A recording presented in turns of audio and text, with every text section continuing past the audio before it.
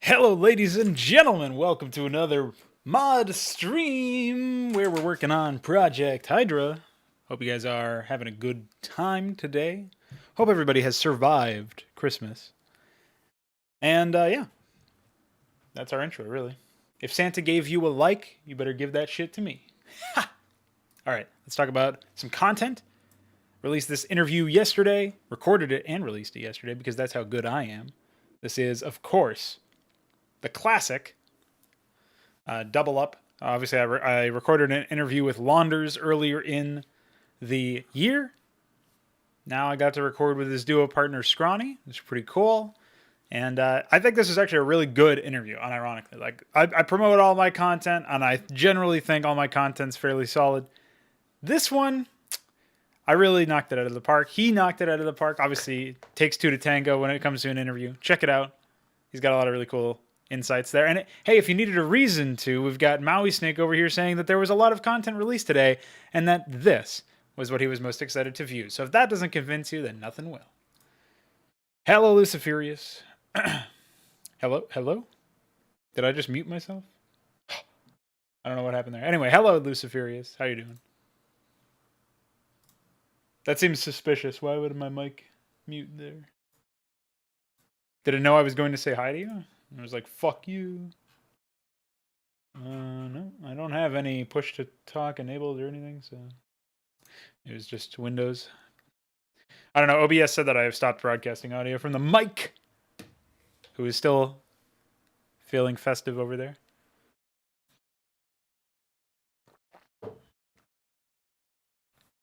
Okay, let's get into the work.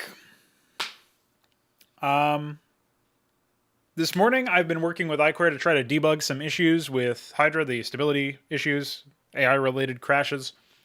We actually have a new build that I have to do that debugging with. Actually going to close this for now. I need to add a new plugin. Firegraph's acting up lately. I don't know why. I have to hit. Sometimes I'll have to go back to hitting a certain combo of characters or whatever. Control N and then Control O. All right. Gonna rebuild this plugin, see where we go. Just fetch this here, see what we got. Probably nothing. Yeah. Okay. Epic. So yeah. I'm pretty confident in our abilities to continue to track down information. I've written a couple of hooks for the express purpose of ideally running into some of these issues. So we are going to... Actually, I guess I can just leave this running. What the fuck? Interesting.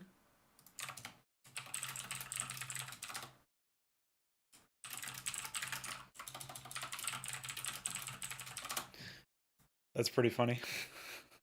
Never saw that one before. All right, let's...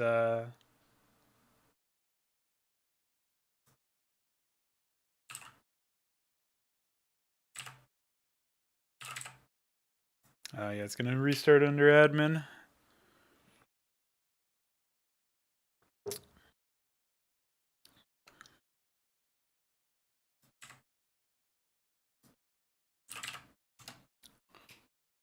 What I like about using Visual Studio as a debugger compared to Ollie Debug is that it takes way less time to actually initialize. And so I can just leave this running in the background, right? Although I guess I should be monitoring it just because we might get a debug message related to some of the stuff that I'm trying to track down. So I'm actually going to move Notepad++ over to the other monitor. And I guess I'll just like move my mouse somewhere where I expect there will be no action. What's an area that's never explored? It's not that area, unfortunately. All right, we'll just assume it's like that. Okay. I'm thinking that what probably happened there is I'd recently added another command, and that's probably something that's getting fucked up.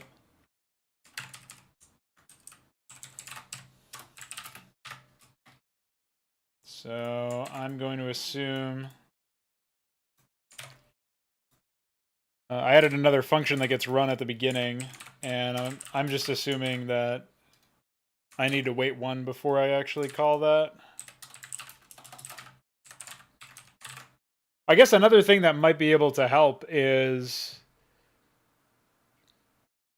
to run all AI at a slight offset of time, but I don't know. Yeah, actually, just because I don't want anything else to like throw in, be thrown into the ring as far as like potential issues, I am actually just going to recompile the scripts with this change to see if that resolves it. That's not a new debug message as far as I understand. That's an old one, and it's just that I've recently, like I said, added a new function to the AI that gets run at the beginning of the AI script initialization. It doesn't have to, so I've moved it and a couple of other functions that are in a similar boat where they run at the beginning, but they don't have to. It's just like convenience. So we'll see how that goes. And I'll just go ahead and build or send this debug thing in there. Organize initial function calls. Get a debug message. Warned about some threads not starting. So I've moved non-essential initial threads. So I'll wait one. Okay. Should be solid enough.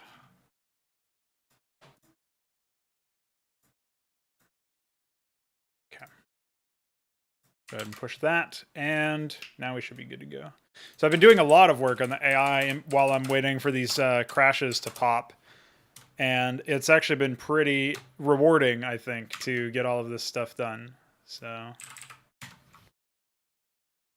I've been a fan anyway. I think it'll end up being pretty important stuff in terms of the changes that we've been able to achieve. Let's get rid of this shit.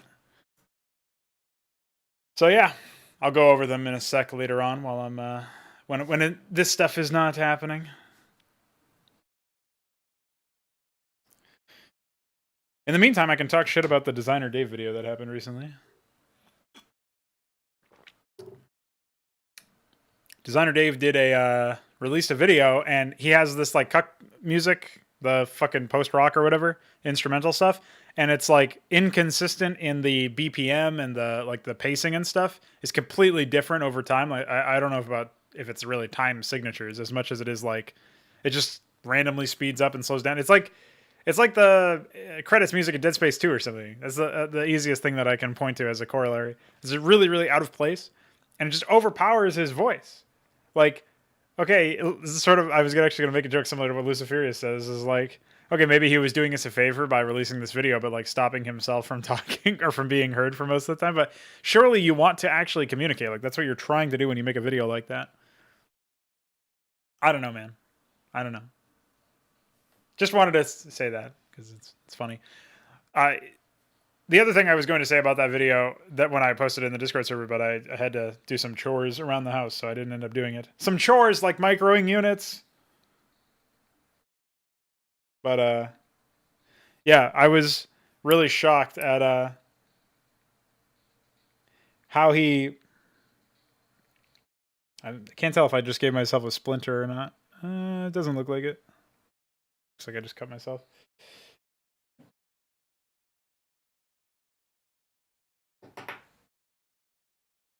My wooden table has like a bit of a chip over here, and I just found out the hard way.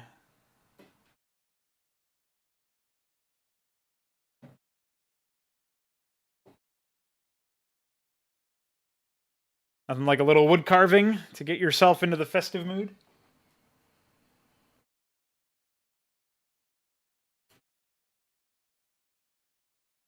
Anyway, yeah. I was gonna like. It was really surprising to me that he decried pre-orders.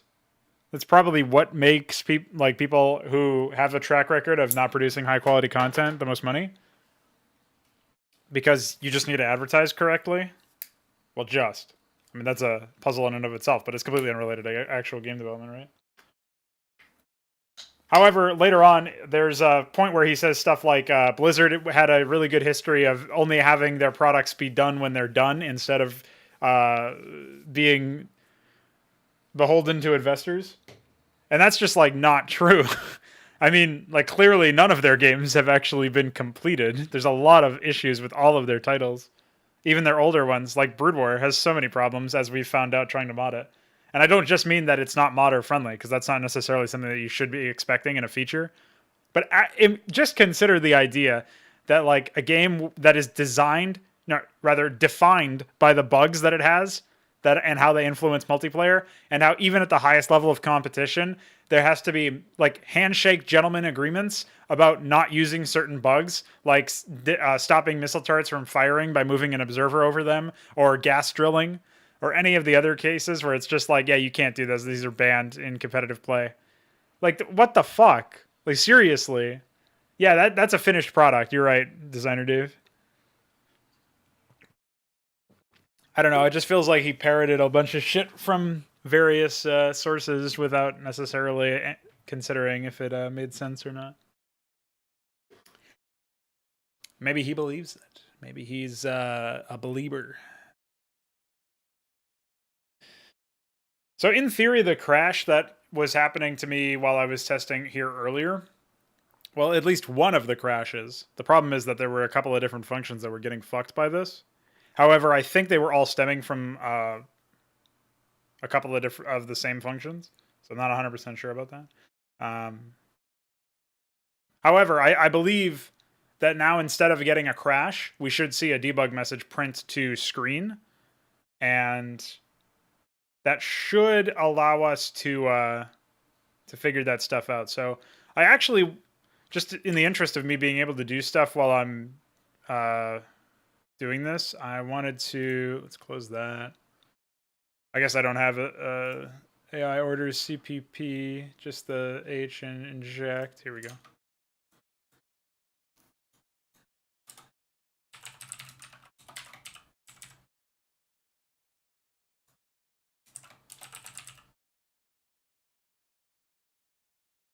Oh, it's like log or something.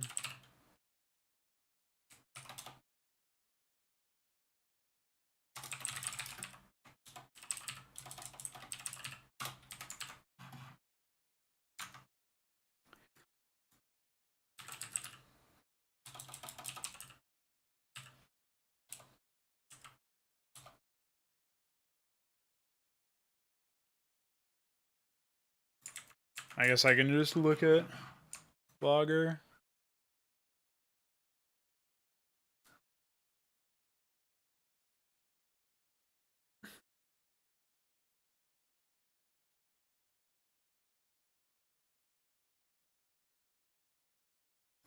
I don't know. I'm not sure what should be the what would be the way to just to actually log stuff. I guess I can take a look at the. There's like a while ago where, oh yeah, here we go. GPTP, okay.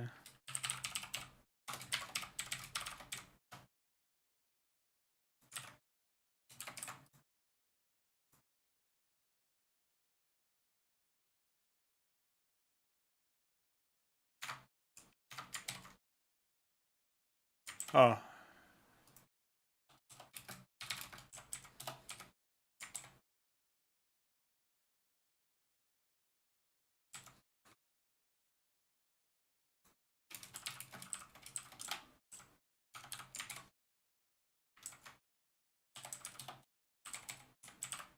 Does it have to be single dit? Oh no. Should be right.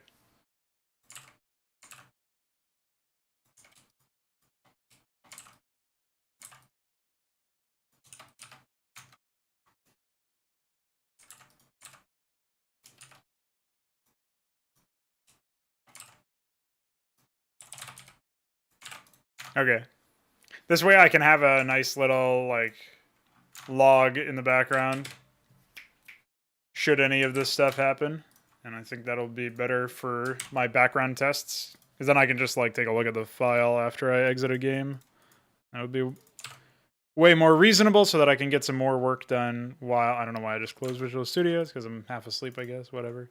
But this will allow me to actually do some work in the background while this works in the background, I can do some work in the foreground, I suppose.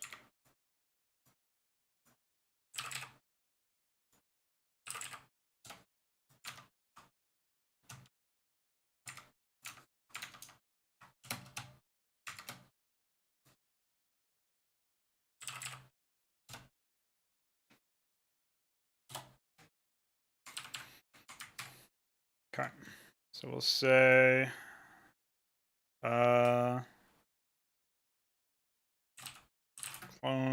debug messages to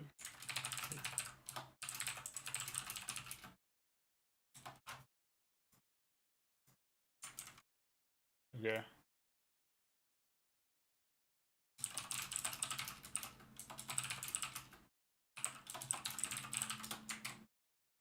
Wonder why it can't generate more than 100 in a frame. I mean, that's probably a reasonable limitation, but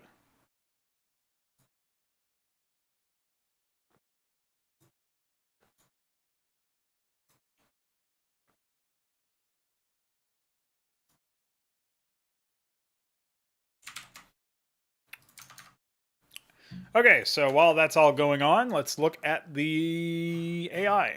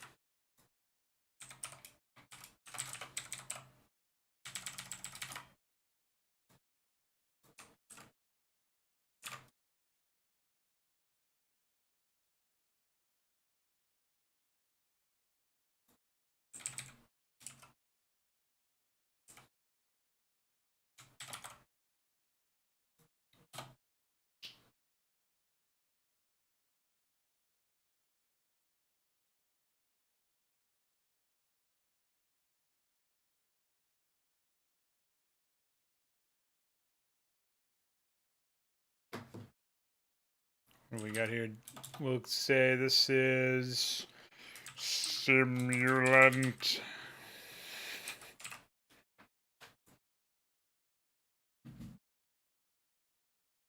Simulant swarm. There you go. Big fan of that.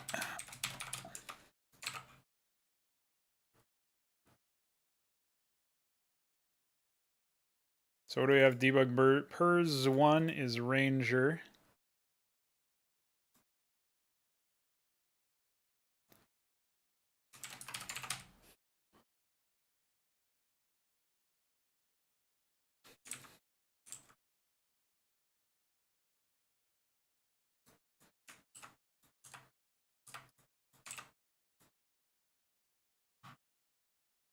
Okay. So now I just need to take a look at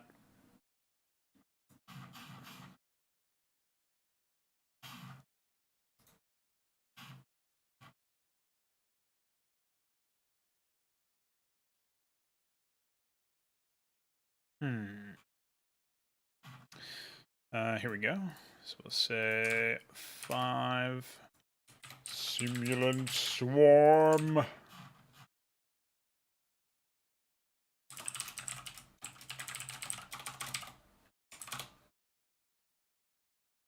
All right, let's grab.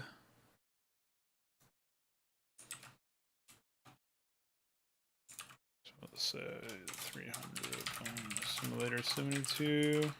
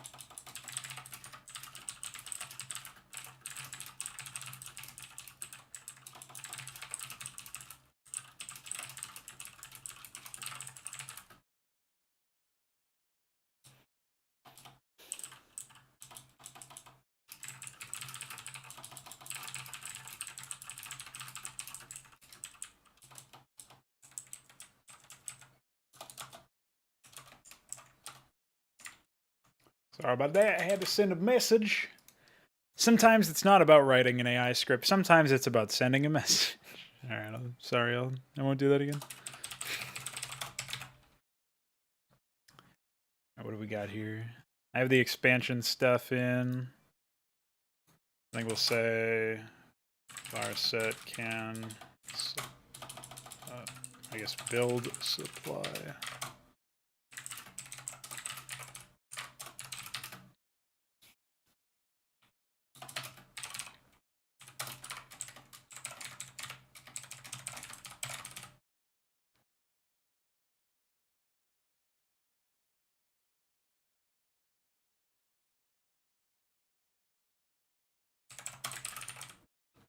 Uh,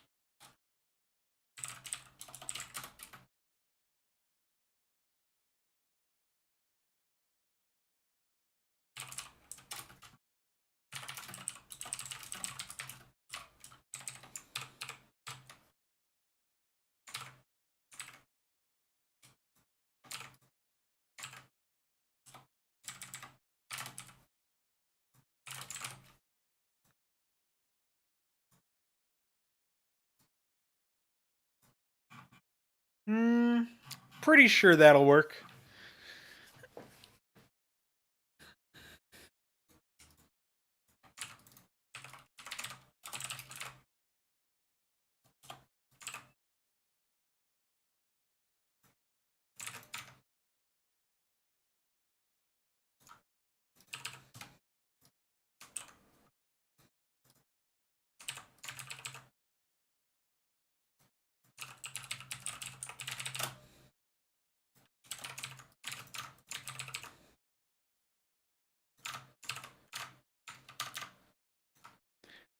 You know what? I think that's beautiful.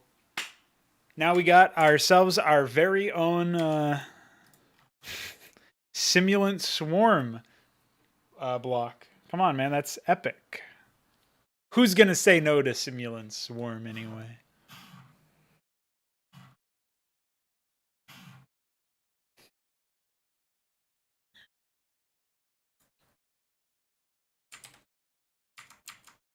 I hope Iquare will be back today. I don't know what he's up to.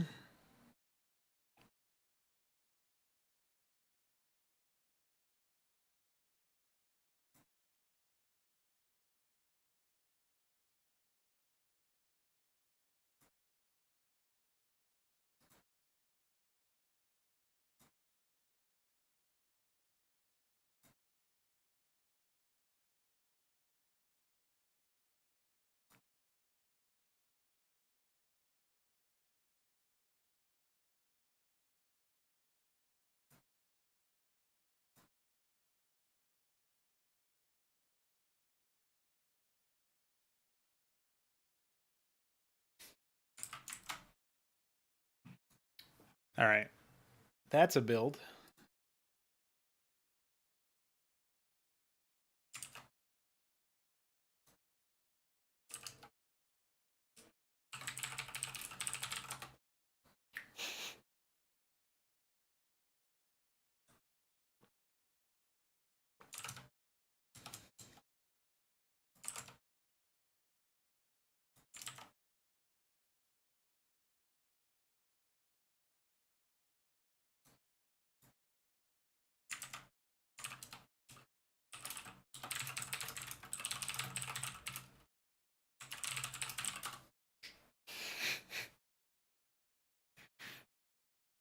What a mess.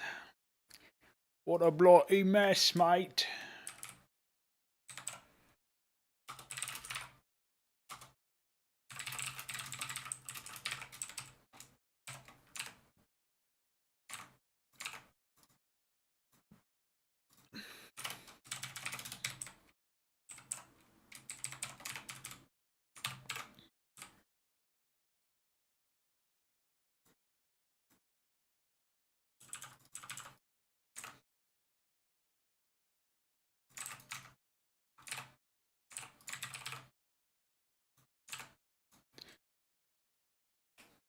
So the only question is, now that we've got one of those builds, what other builds do we need?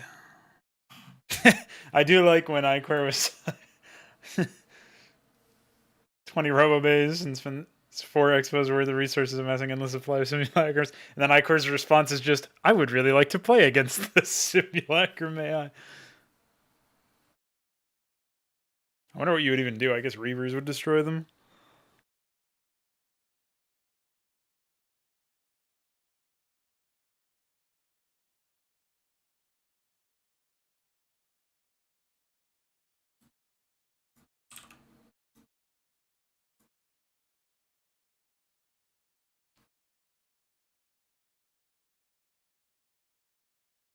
So I know Protoss build orders have indeed been overhauled. So we'll have to say, I guess Zerg build orders ought to be next, even though I've already done those. So I wonder what needs to be done differently here. Like, okay, we've got a 3-hatch HYDRA build. We go 9-hatch. There's like a 9 expo basically. Yeah, that's pretty standard, I feel like.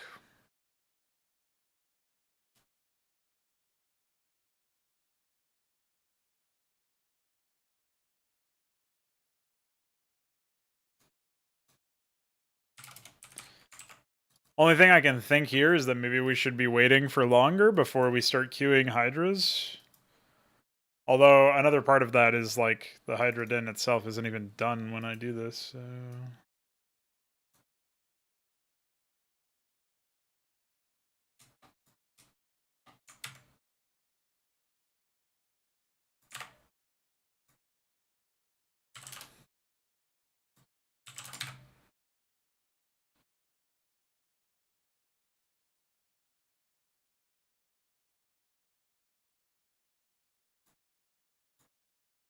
I think this was based around some build that Connor devised, but it's just better if I eyeball it from here, I think.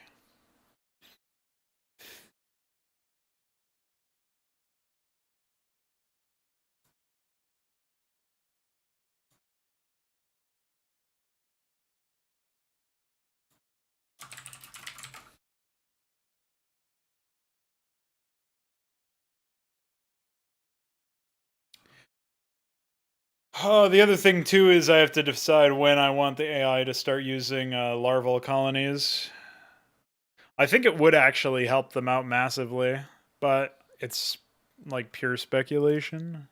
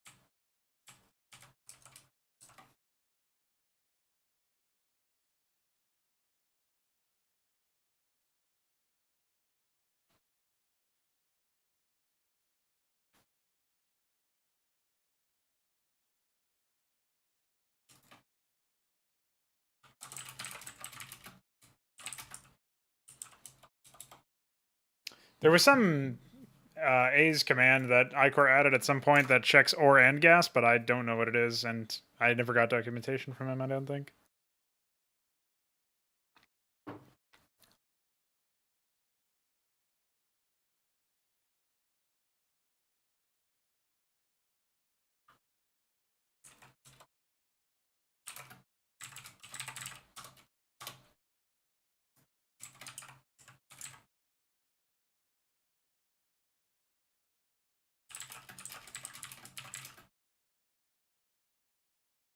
I think it's 50, so I'll do 49.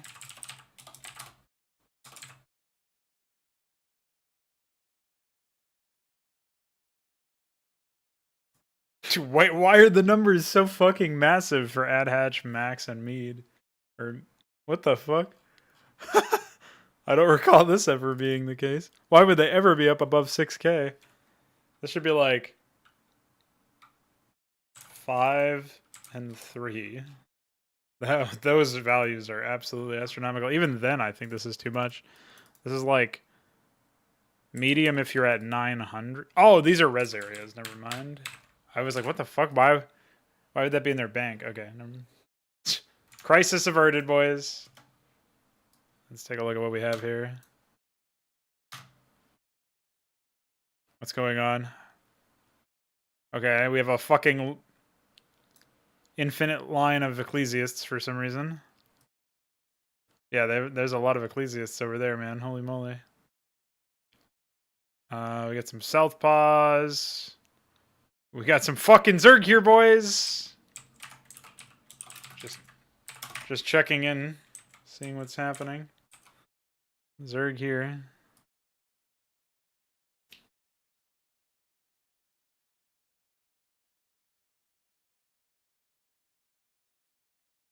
The game's running at 0 FPS because of debug plugins. Sorry, guys. I need a supercomputer to run Hydra. What do we have over here? These Terrans have somehow not completely died. These Terrans have somehow not completely died. That's impressive. Holy shit. These guys usually fall over. I wonder what happened.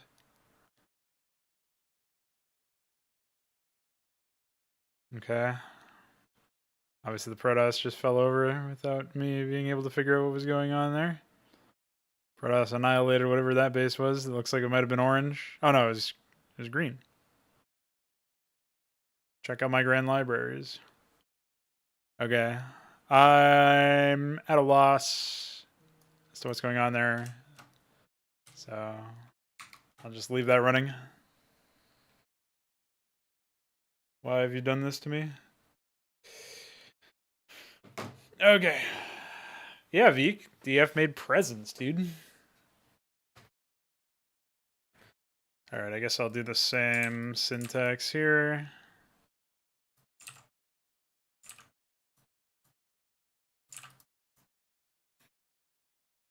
And we'll do...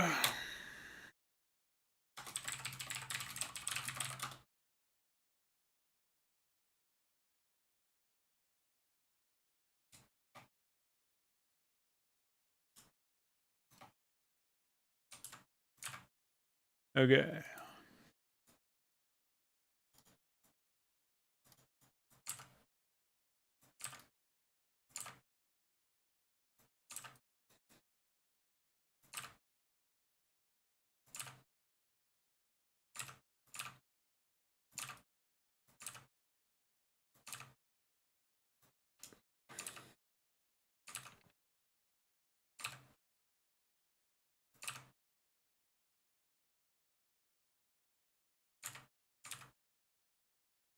Once we get these blocks named correctly, we can do the rest.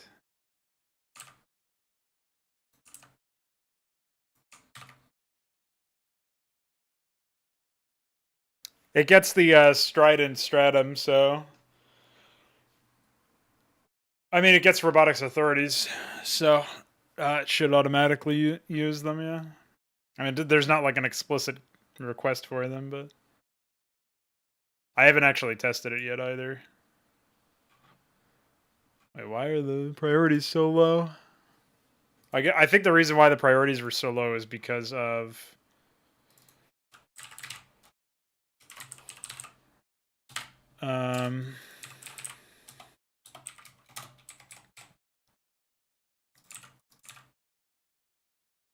I don't know why it would be like that, actually.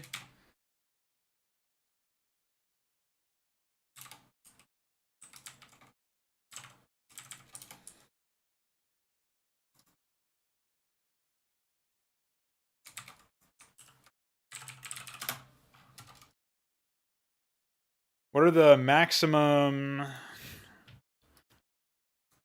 Sunkens that I can have here? So it looks like we would have 13 from this. So we've got to factor that into whatever we're adding here, which means 13 plus 3. So we'll say 16.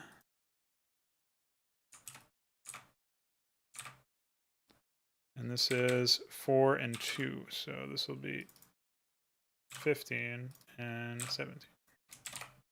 4 and 2. Pretty trivial.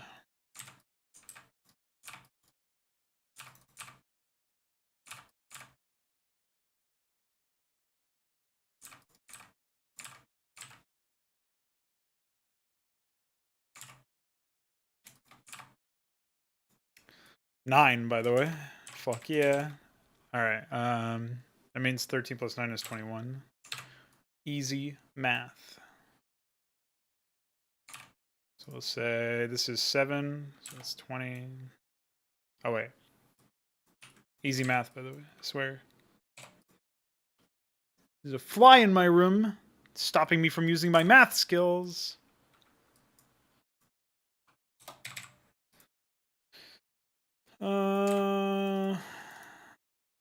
Okay. 6 is 19. 24. Alright. I was almost done, but then I remembered I'm not done. 18. 7 is 20. And 4 is 17. Right? I think so.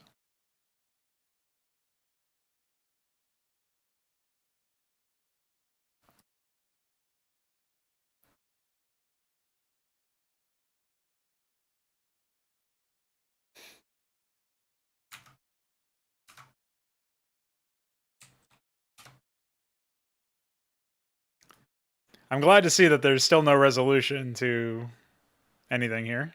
They have expanded. Stop them from stealing your presents! There's a fucking yellow morass, and it's just, it's just straight up buildings. I don't know where all of his units are. They're spinning. What's up, Iquare? I'm busy testing for crashes. I haven't gotten any yet, but I also haven't been paying attention, so I have to check the debug log later. I was adding larval colony support for AI. Why you don't have presence in Hydra? I don't know. You definitely don't have the latest build if you don't have presence. Sounds like you've been pranking yourself. I thought I just saw a really rapid fire spinner, but I don't know what that was. Fuck him up. Circ here.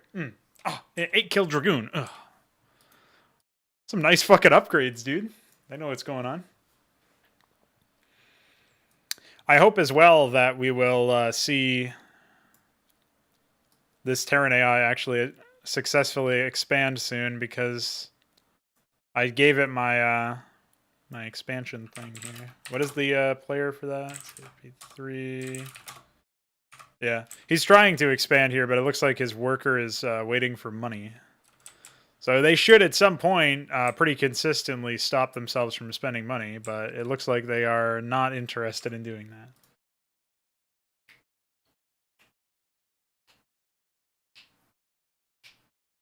And yes, it is literally Corona. I've never played Capture the Flag, so I have no opinion of it. Is it just stealing a flag with a drone or something? This is what happens with debug plugins, dude. There are a lot of shaman, but I don't know about... There are no simulacra as far as I know. There might be some, actually. I saw There's there's AI script limit reach. I don't know why they train so many fucking Ecclesiasts and just sitting here doing nothing with them. I have to check this out.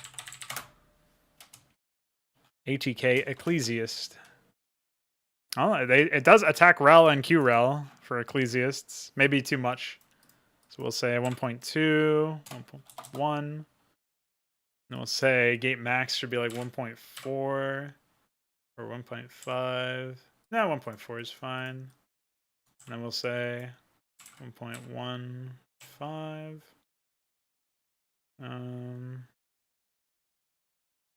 for this, we'll say like 1 and 0.8.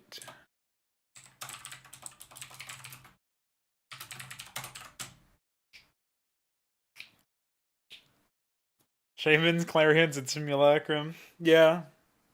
Then you just need like Dark Swarm or something on top of it. It is cans. I like it though. It's pretty cool. I expect there to be a crash at some point soon because I saw AI script limit reached. Parasite detected on Broodling. You know what that means, guys? Broodling from a Broodling. Hey! Hey there, Simulacra. Hey, get him. Split, man. No, don't die yet. You gotta split for... Ah, you fucking suck. Hi. My name is Simulacra. Oh, fuck! Ah. Archons! Now this is a battle. It is only one now, but it will be millions tomorrow. Imagine if Simulacra took fall damage. They just like walk down a ramp and start splitting. That's what I want to see.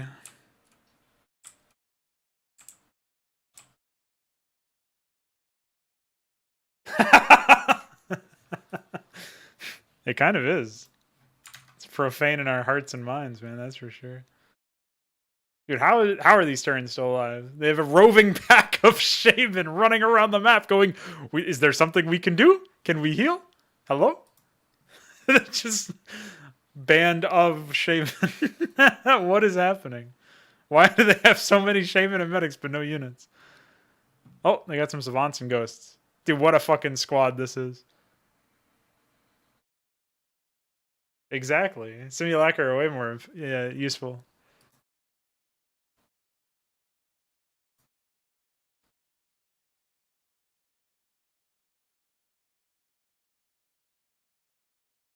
Fuck them up.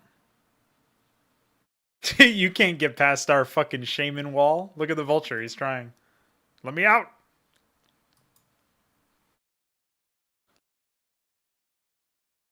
Dude, what a mess.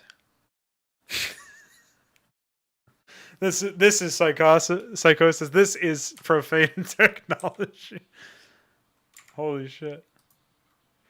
Alright, can't look at that anymore.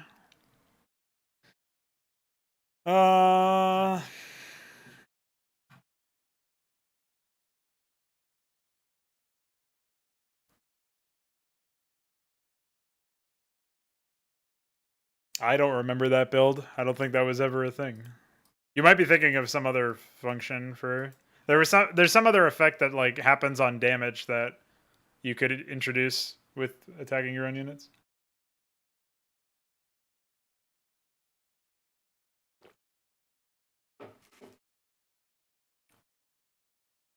But I don't remember what it was.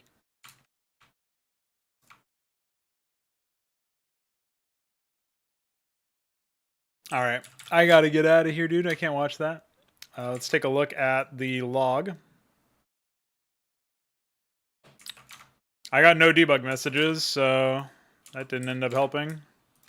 I wonder if it was actually the...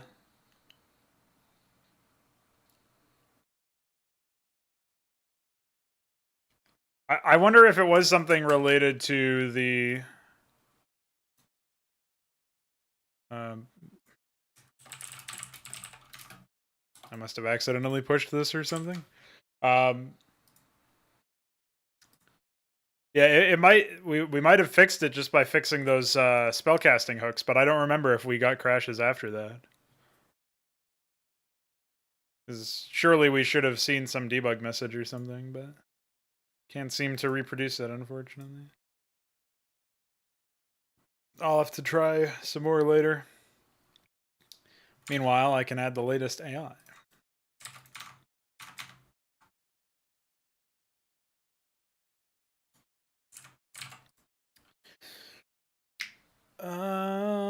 The only question I have here is, what do we do about larval colony? Checked it. Is this fine?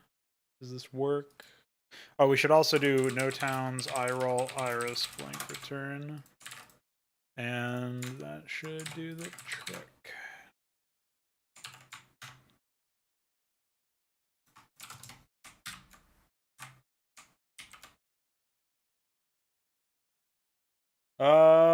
No, I think I'll be doing another one tomorrow if everything works out. I mean, I guess it depends. I'm gonna work on my Dead Space 2 review tomorrow or today, so that I can finally finish that playthrough, so to speak, that series, and then I can move on to some other stuff. I got a couple of videos I'm gonna work on today, actually.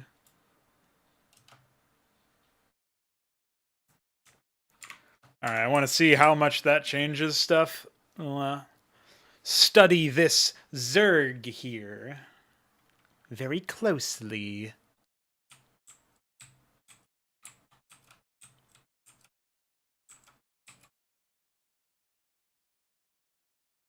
As far as the Corsair goes, I haven't actually seen it, so I do not know yet.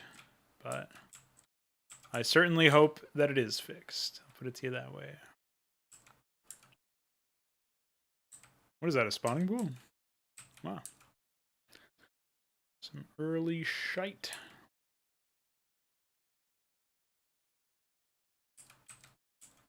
I guess they went for a hatch. Do they not have an expansion yet? Oh, that was an Iral Iris, okay. Okay, changing into colonies. This is weird. I feel like this build should have, in theory, gone for... Oh, shit. No, that Overlord should get away fine. But yeah, I thought this build would have gone for an early expansion.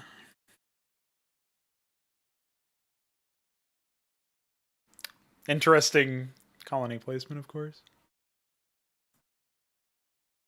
So I've also noticed something is that when the default units morph, they actually change the name in addition to the wireframe.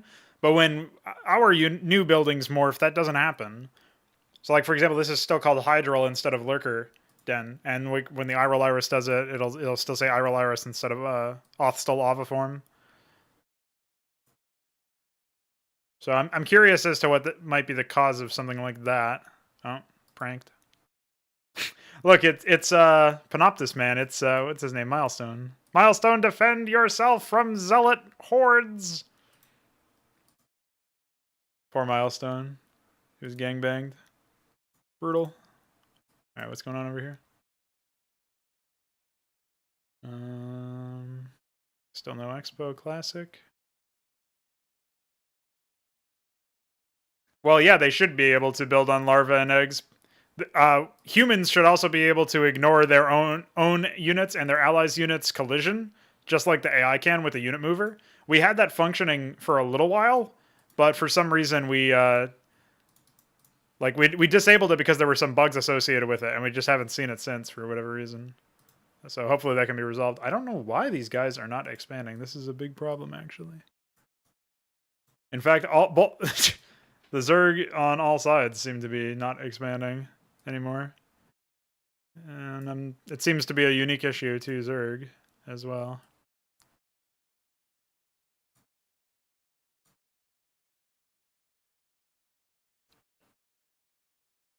At least in the 2 Zerg cases that I'm seeing here. Everybody else is expanded. Did we screw something up in the...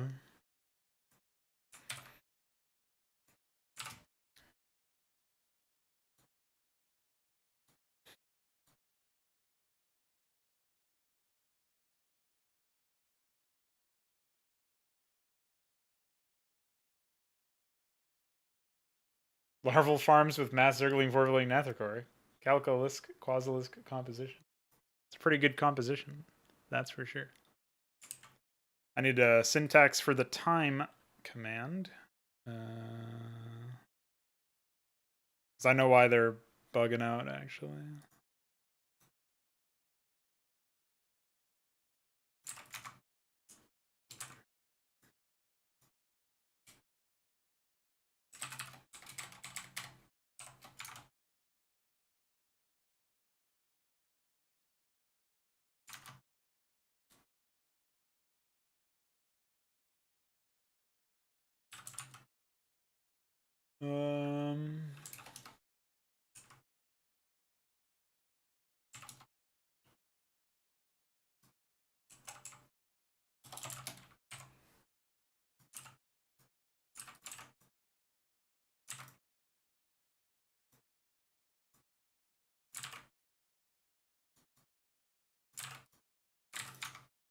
All right, this should fix that. Basically, this was running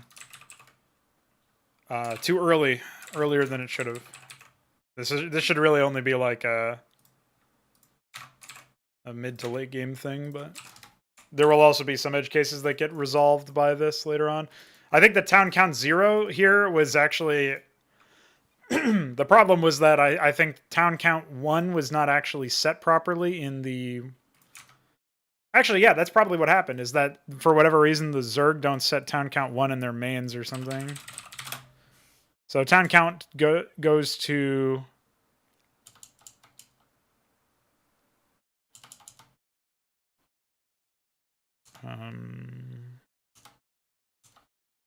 oh no, it is set to 1 at the beginning. So I don't know. I'm not sure why it would be reset. The only thing I can think of is that in the main worker stuff, mining count is what I'm supposed to be keeping track of, not town count. So this is actually not useful. Hold on.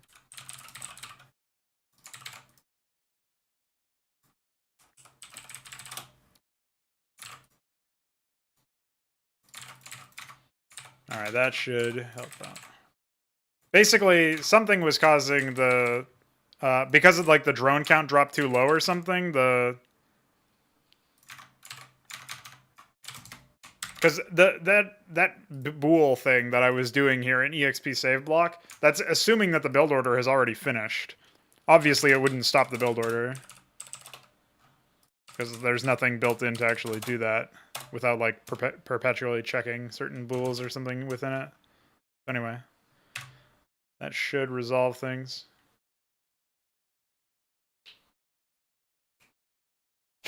Yes, 3,000 simulacra. Yeah, I'm really looking forward to those extended limits and stuff.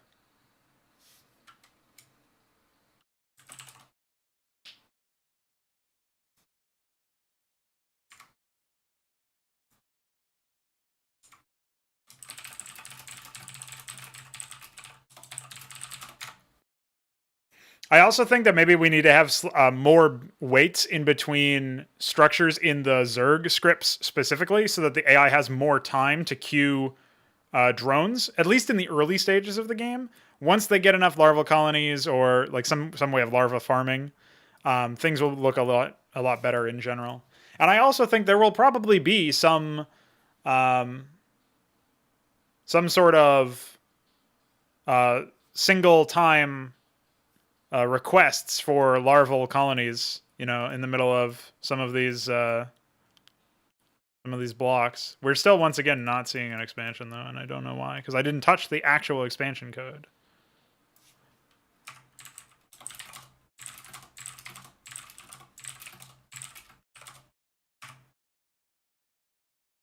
But it's not even running.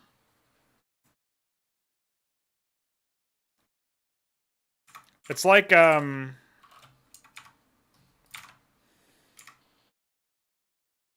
don't know. We're not even at the point where EXP save would be running here.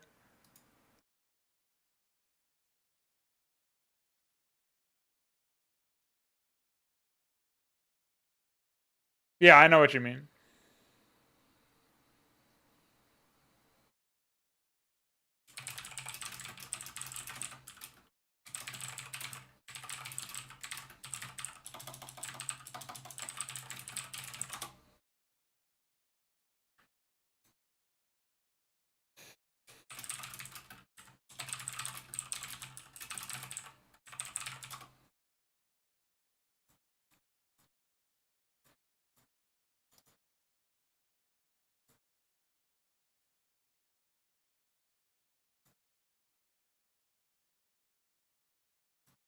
So maybe instead of exp save being called here, what we can do is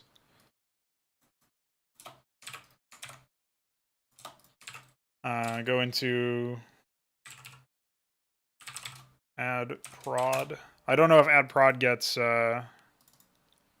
revisited anytime.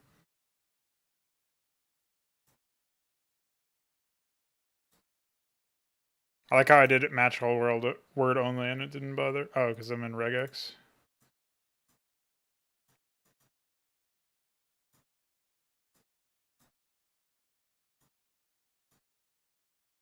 Okay. So add prod means that the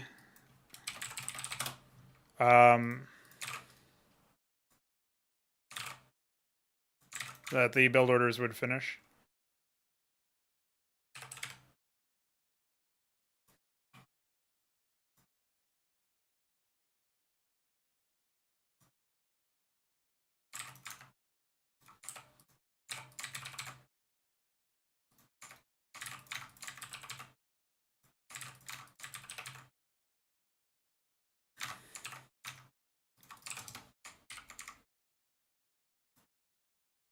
Like one thing that's really tough for the Zerg AI is managing their larva, and I'm not really 100% sure why, so...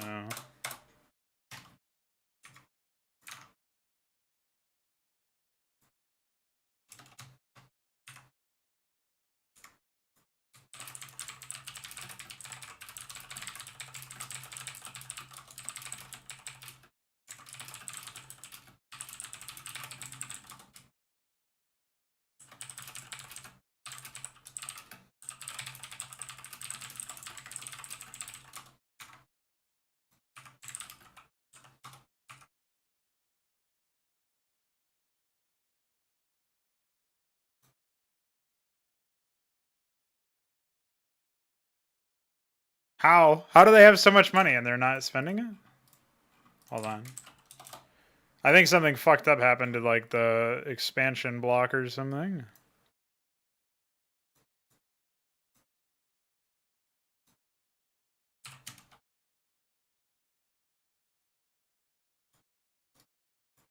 So it waits for can expand.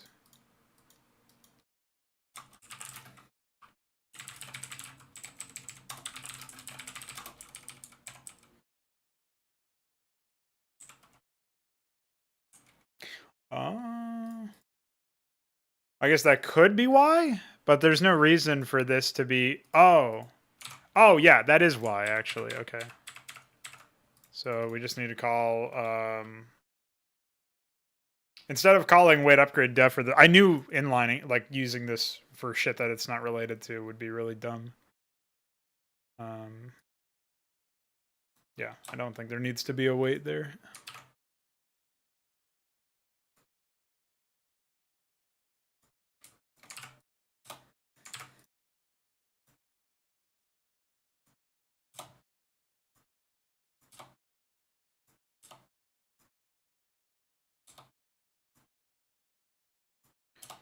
I would basically recycle the call for waiting for upgrade defenses, or for the existence of, like, the... Basically, I called the same method, but I don't know that we need a wait in the first place. I don't think that's reasonable. Just, like, add the request, see what happens. I'm not really sure what the purpose of it was. That might have been, like, some suspicion that I had that there might be some issues with something like that in the future. But it doesn't make any sense. Really, it should only be used for upgrades, which is what it is for a lot of other cases. But apparently not every case. Like, maybe there should be, for the sake of, like, waiting for the bool to be true, like, maybe there should be something like can tech or something, and then we would call wait tech def or something. Not really def. I don't know. I think the def part is, like, related to defense. So I should change the name of the block. But... I was just using it as, like, a catch-all wait function, which was ill-advised. That's for sure. Okay.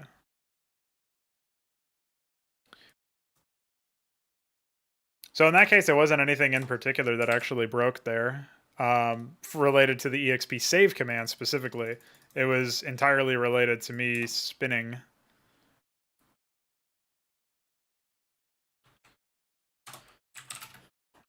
So we'll just do a wait 900 there. Okay. So basically, until build would get the go ahead to actually set can upgrade as a bool, you wouldn't see the AI expanding because I still had those left over. What a dummy. All right, that's taken care of. And then we'll replace wait upgrade def with wait upgrade.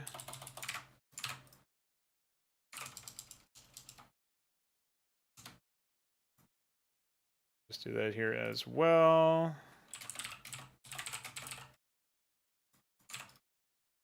Just so that we have more consistent stuff going on.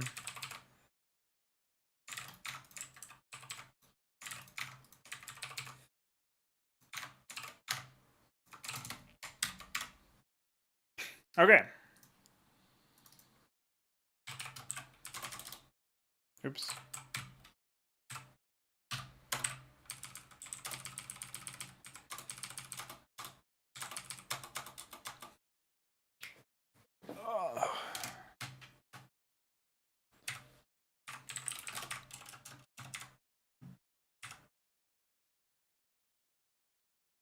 But yeah, I think the increase in weights in the early game will allow them to bank up more drones, which means more money. So really, it only needs to be like the very early stages of the game, as far as I'm concerned.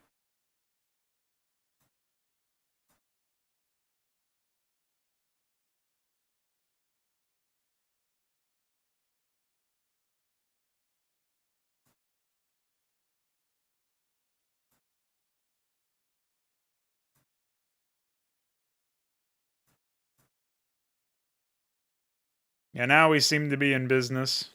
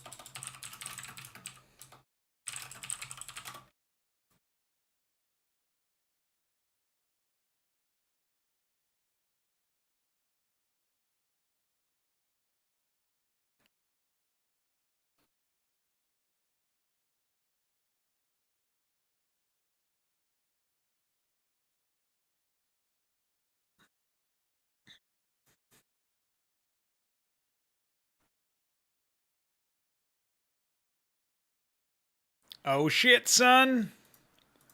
3 Stargates and an Argosy and a stellar icon. Better build those Hydras, boy.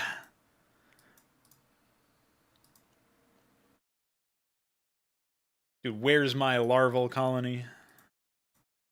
Okay, we got 2 creeps, but one of those is a sunk and one of those is a spore, if I had to guess. Oh, they're under attack.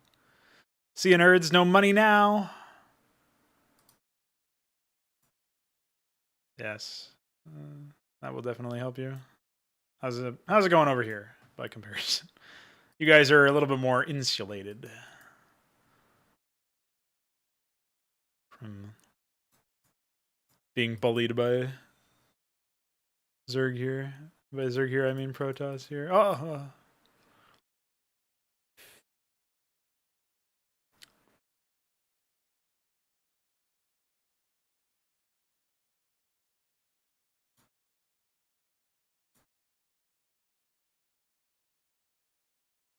Quazzlequay! Alright, let's speed this slow motherfucker up.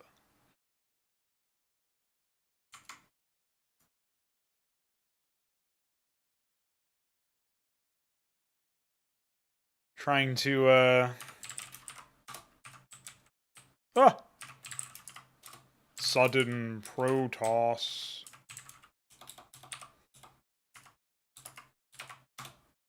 Here we go.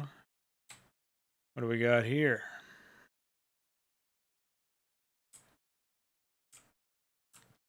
Zorius Shroud, actually.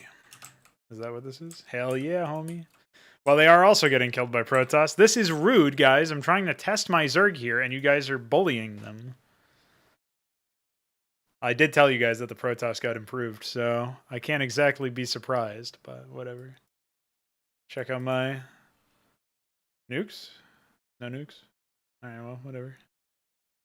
Eventually nukes. I like how this is 8 minutes into the game, and we're seeing this. Yes, fly your barracks. Use it as a hat.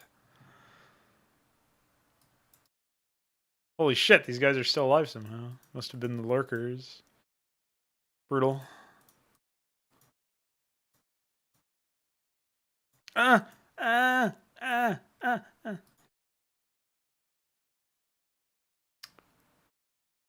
Maybe I counted them out too early, dude. JK. Next tech force is already here. And I'll just take your fucking base, you nerd. With the best placed... best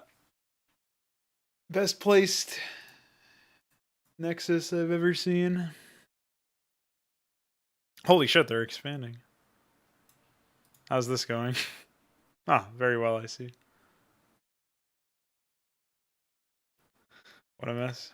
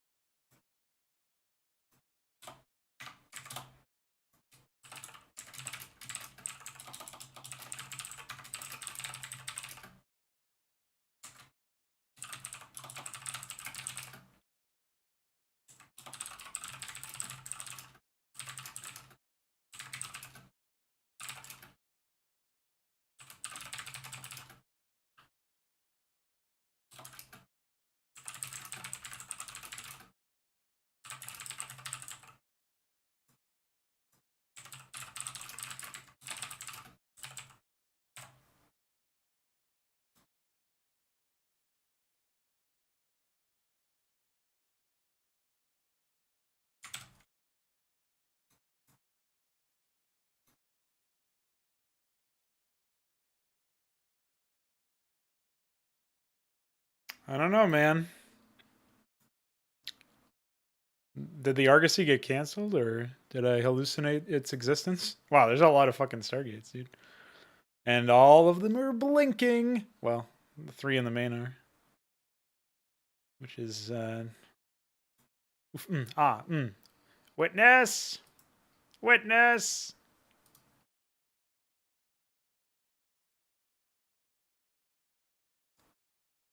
Dude, where's my witness?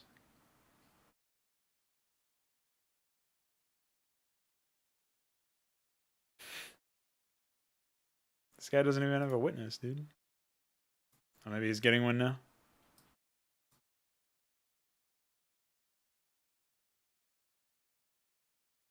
Zorius the this!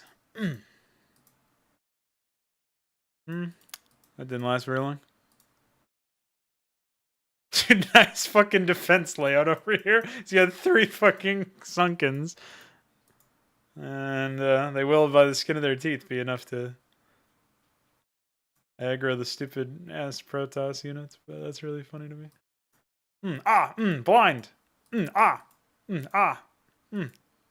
Ah. Ah. Ah. Brutal.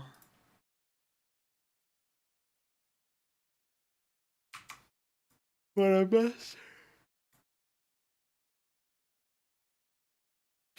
Ah, yes, the High Templar Guardian. Dude, where's the witness at, homie?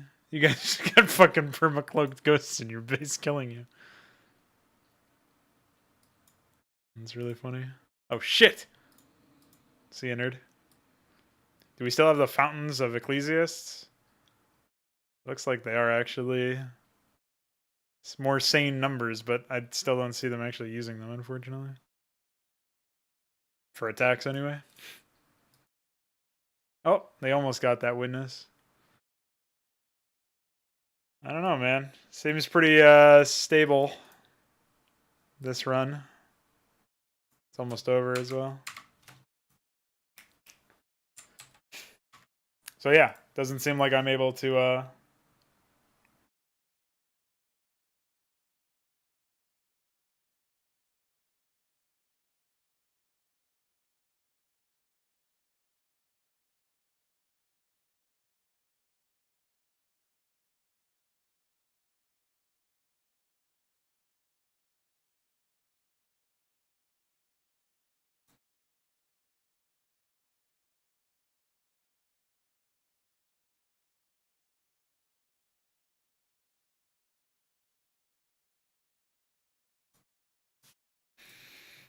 I don't know, man.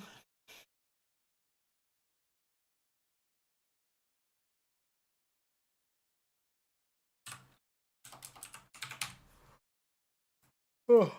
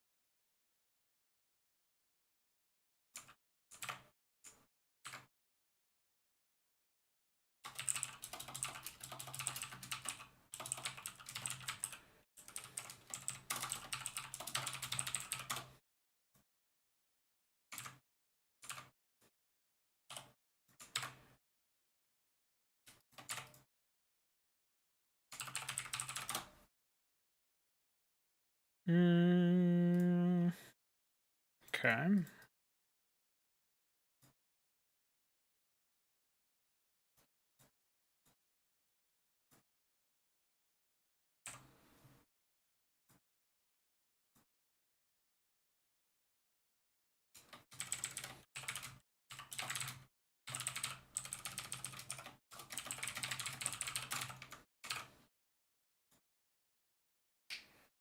Nice. Okay.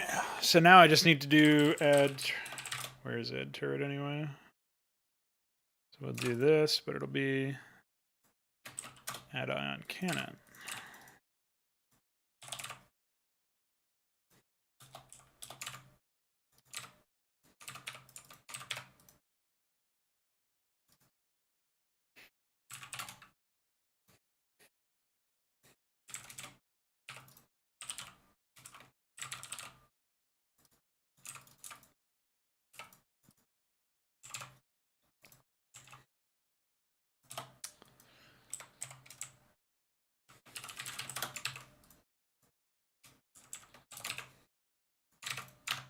Pretty simple stuff here. Don't think we'll go over 2 ion cannons per base. It's pretty crazy shit, honestly. If you could even imagine the AI building that much. Okay. I still got nothing over here, it looks like. Oh. So the Zerg finally fell over. We've got Green Protoss punishing Milestone, although he does have a secret base.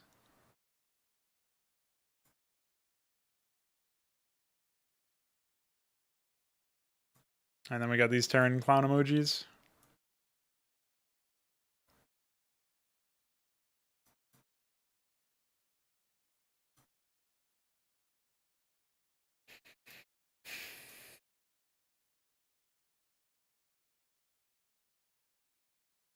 Yes, we need more.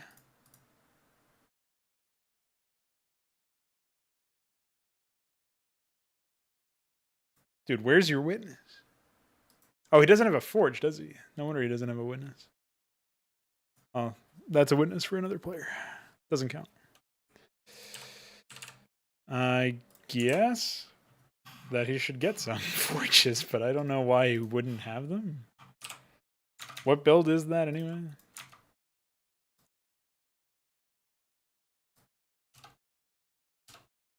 The fuck?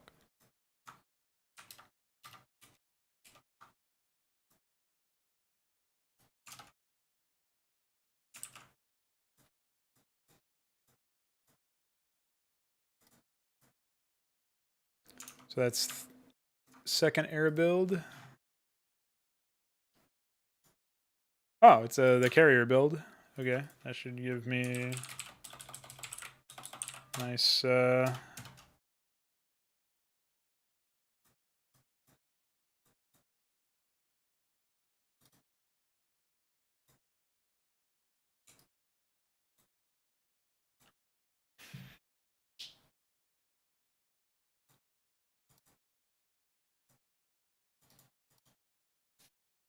Yeah, okay, so I guess the issue here is that I didn't. Well, one issue here is that I did not.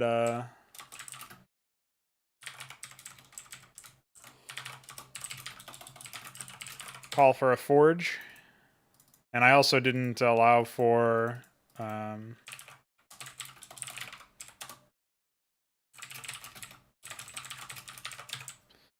Didn't allow for them to build static defense either. It's kind of a big deal.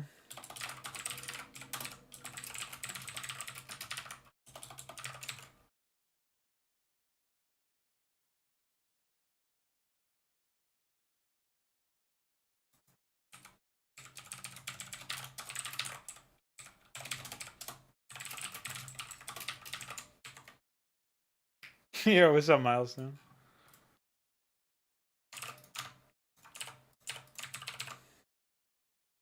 It's still weird though to me because their expansions should have immediately called for a forge, like one of the first things that happens with the build order EXP. Oh, they wait for a gateway.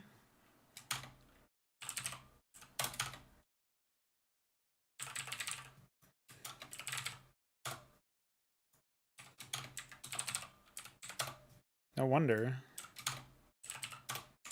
All right, well that's a problem.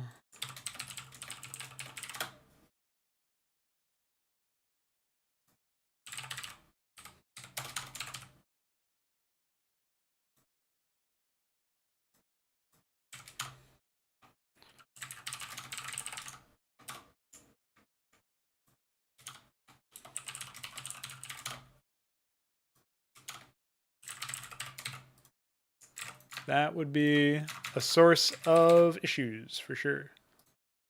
That actually should significantly improve a lot of things. Although not for the Zerg. The Zerg are fine the other entire way, but for Protoss and Terran stuff. Just more vestiges of like when it was obvious you would always go for one production structure because you had to.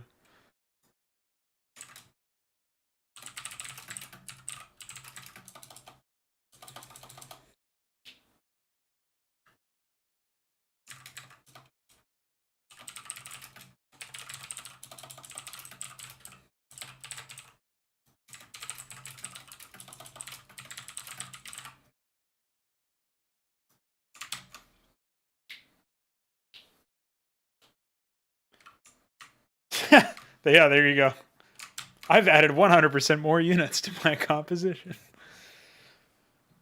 Yeah, Legionnaires are actually really, really strong. I might end up reducing their individual power, just like in terms of raw stats. They still deal a considerable amount of damage and 50 hit points, 60 shields. Like I might drop their shields to 50 as well, just because like it's a lot of power in one unit with this passive alone.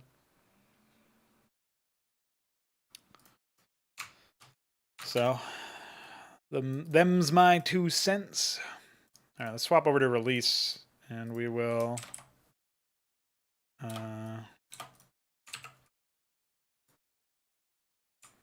Remove those debug messages.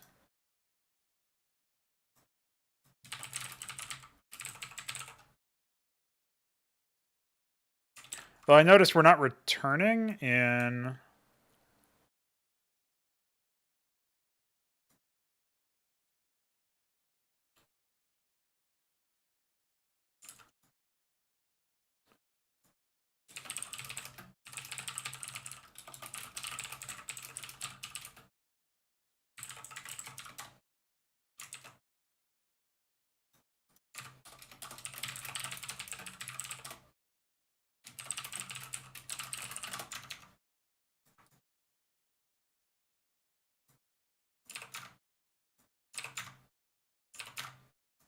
Yeah, I didn't actually get any debug messages logged, so that's weird.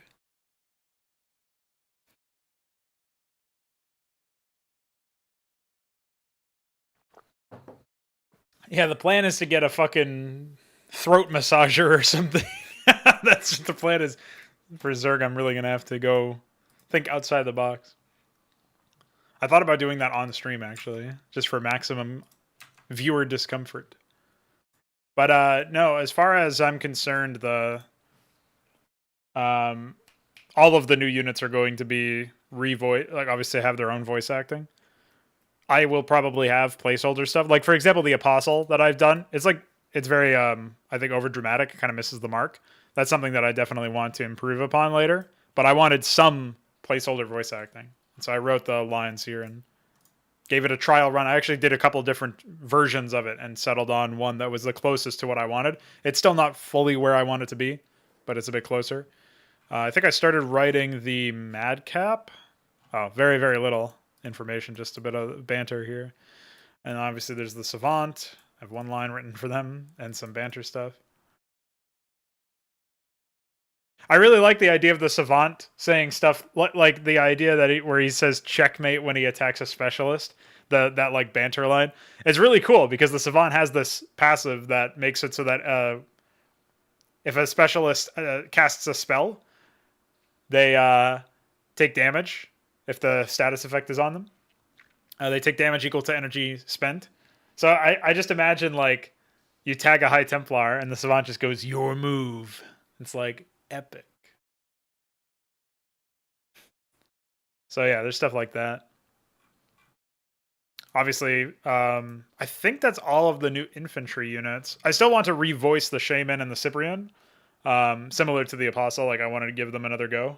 I think that would be better. The Legionnaire and the Hierophant both were the product. I think they might be on their like third or fourth iteration individually. I think Hierophants are 3 or 4, and Legionnaires are definitely 3, if not 4. Like I know for a fact I've done at least 3 iterations of each one of them. I'm not going to say third time's the charm because 3, but there's some element of that, you know. IMO. Oops.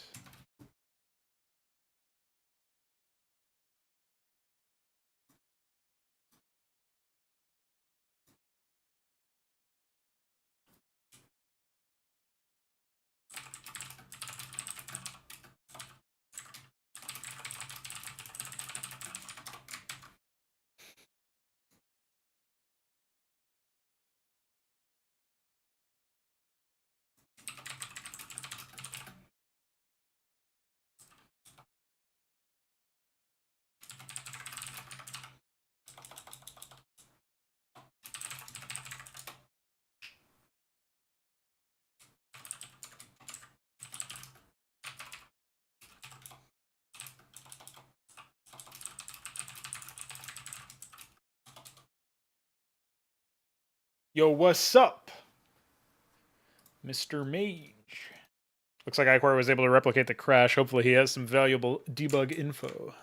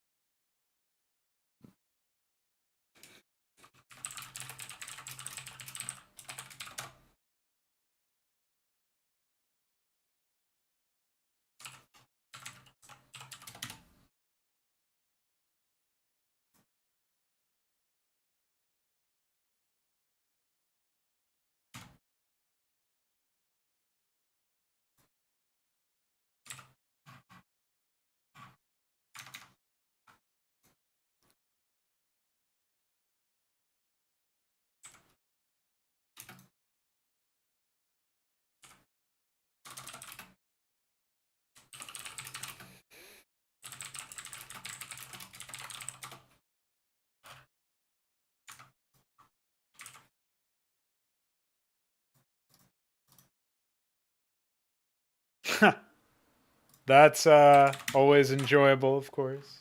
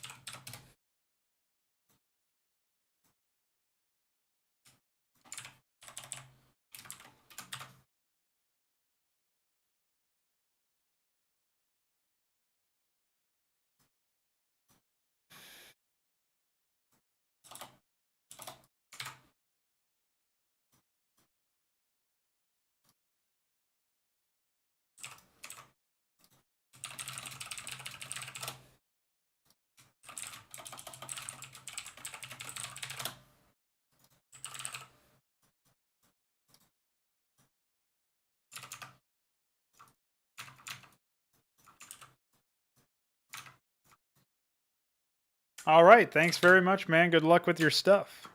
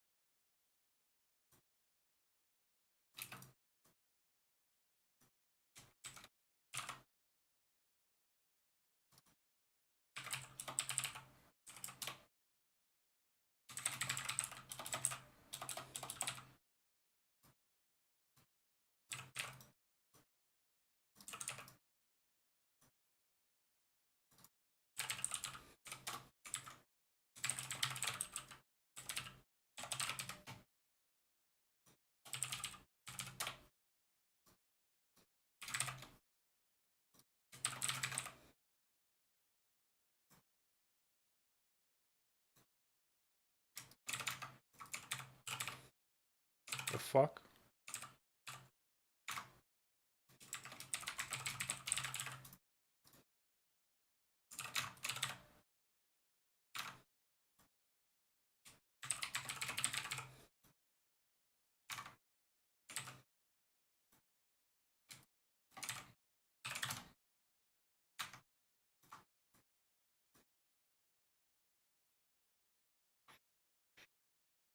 I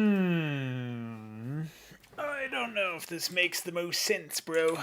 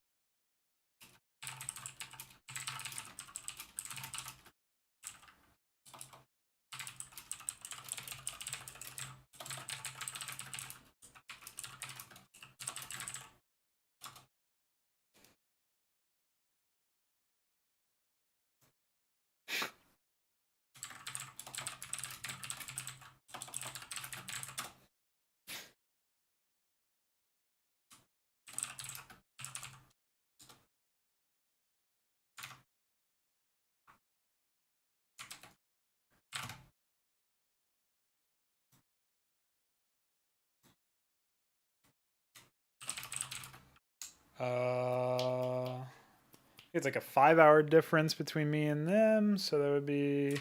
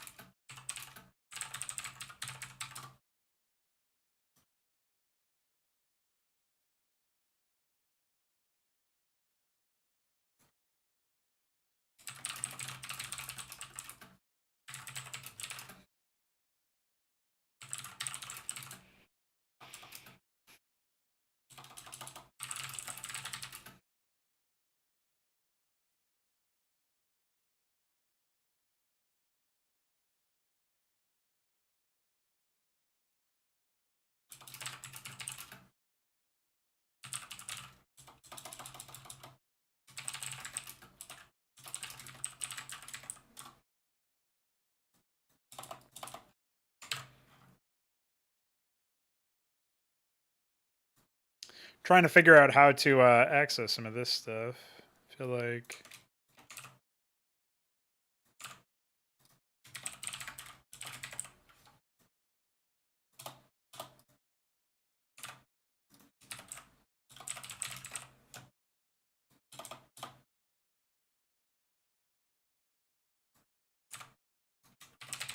It would really help me if I could understand this stuff, because it would let me hook these types of functions a lot easier. I'm going to try to build and see what issues show up here.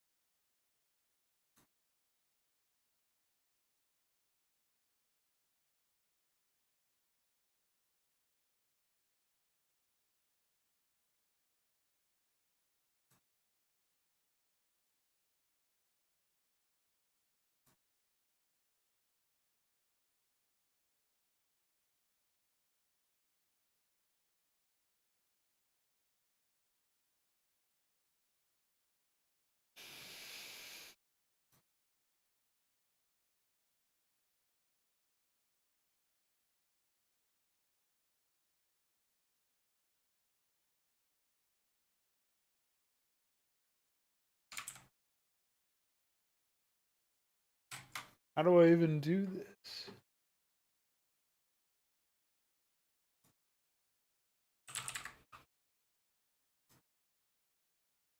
Okay, there we go.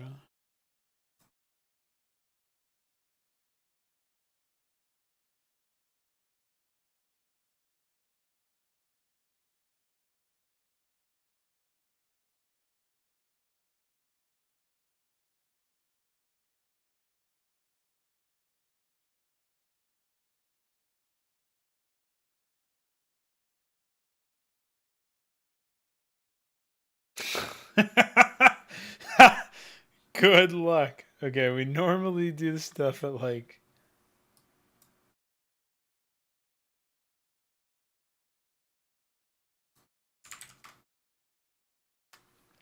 evenings and nights work for him. Fuck, dude. What would that even be like? Uh, it wouldn't be that bad for me, but shit, I'm trying to like do a synchronized time zones between India, my time zone, and Pacific time. And like for me, for an evening, it would be like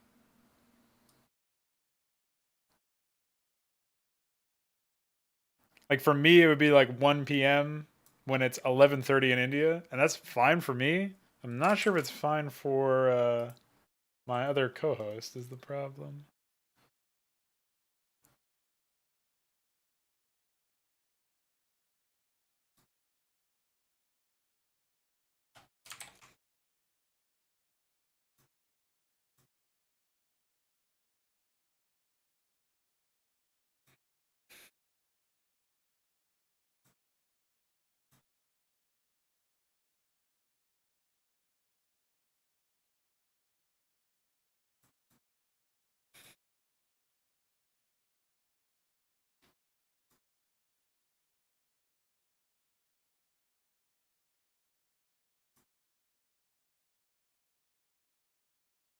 Reasonable.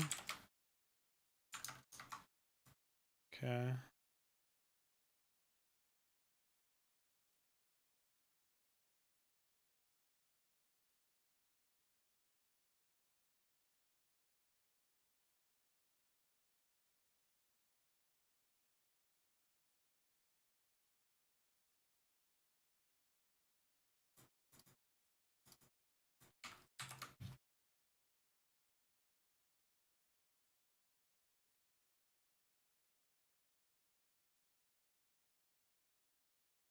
Like I'm aware there are going to be compiler errors in my CPP file, but I need to figure out what's wrong with the like if there's anything that references build the next or previous like building AIs or anything like that.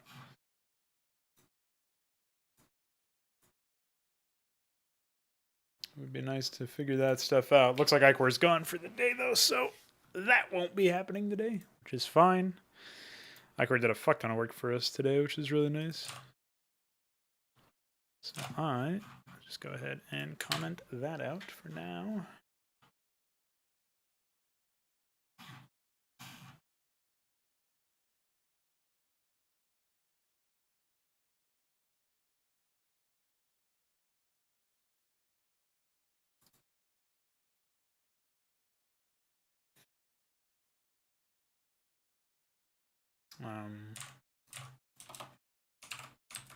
Let's try building with military AI commented out, because there might have actually been some issue there.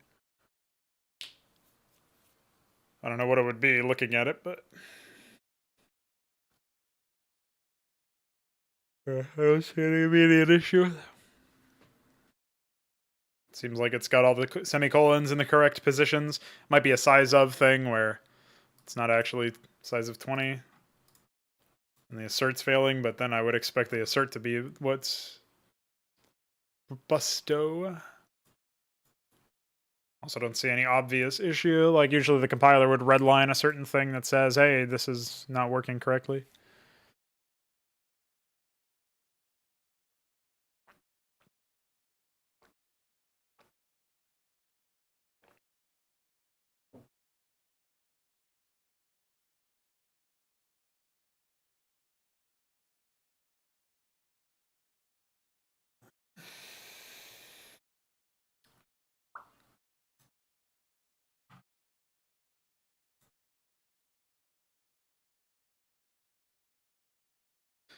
All right.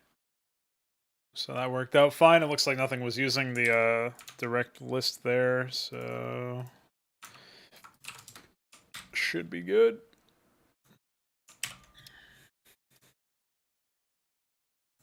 And we go back to debug testing, baby. But we made some really good progress on the AI already, which is really nice. I'm a fan. After this is done building, I'll get a run started and AFK while it runs. And we will, because I gotta use the bathroom, grab my laundry out of the dryer and some other miscellaneous things. Nothing crazy. So I'll probably be gone for about like 10 minutes at most, hopefully less. I know that's a lot of down time.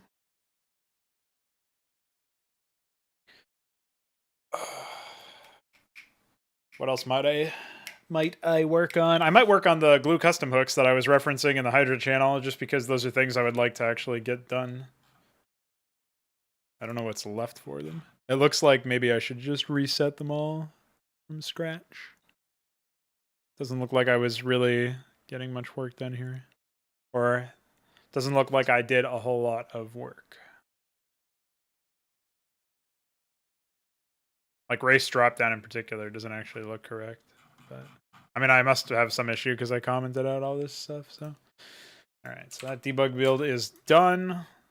Let's go ahead and launch this bad boy. Get into the Balefall birthday map test site. Attach to Brood War. Run it. And I guess we'll just click on these clown emojis. Hopefully they're still alive by the time I get back. And I shall return.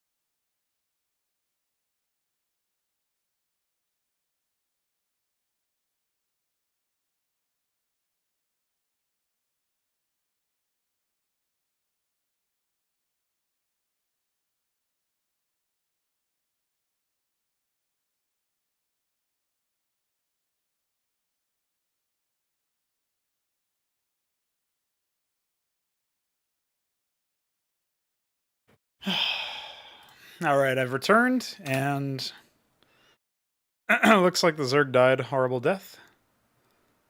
What's going on over here? Okay.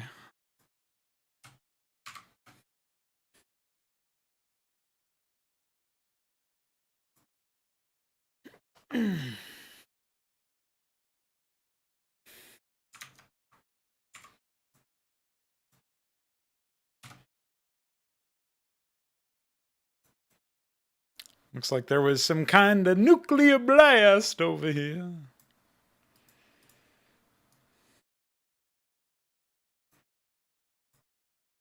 Oh shit, a Magister! An 8-kill Magister, no less. See ya, nerd.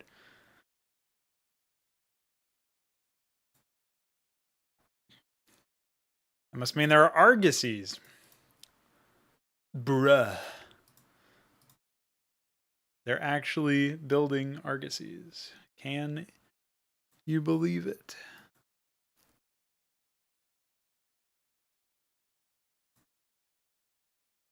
They do not have any upgrades. Compared to the 2-weapon upgrade Terrans. These scary motherfuckers. These bad boys better start kicking it into overdrive, man. They are, it looks like their photon cannons are seeing some action. So that's cool.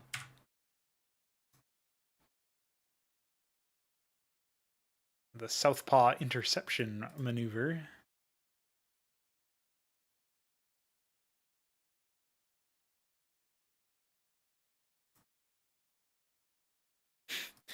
Southpaws stop them from having any speed, which is pretty funny. So they can't actually seek targets. Here comes a Zerg force. A veritable one at that. So I think the way that I structured the AI larval colony support is kind of dumb.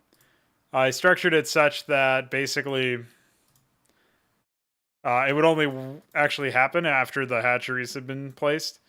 What it should do, I think, is actually run parallel to that, similar to the add sunken, probably. I think it should actually add, instead of it being a production-based thing. I'm not 100% sure if that's really what we should do. I guess in theory we could do something a bit different. But hi, dude, we've got some apostles, baby. Oh, Lazarus agent. See you, nerd.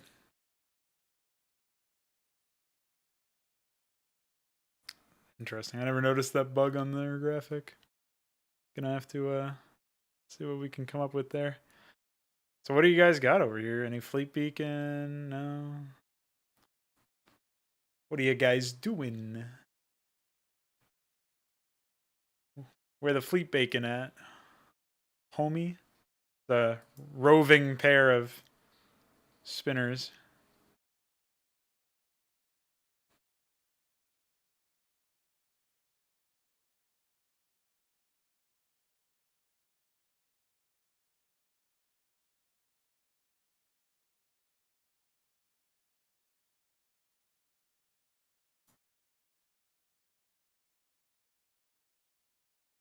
Looks like if the High Templar is null, the whatever this is doesn't actually connect. Oh, here we go. What do we get?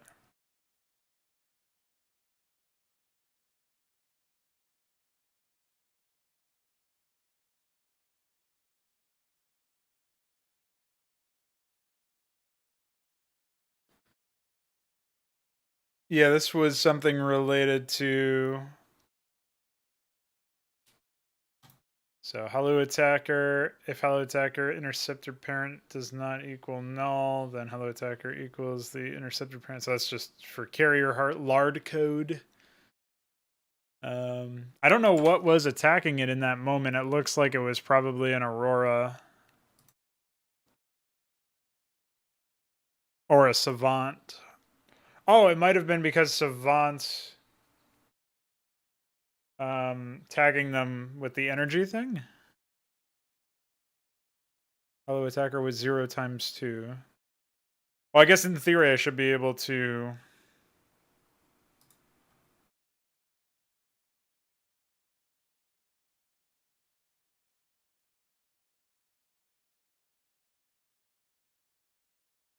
Unable to read memory, by the way.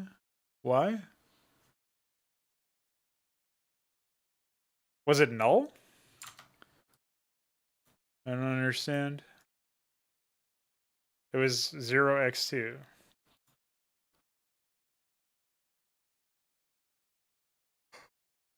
It was in this. It was checking if the attacker was a hallucination, apparently.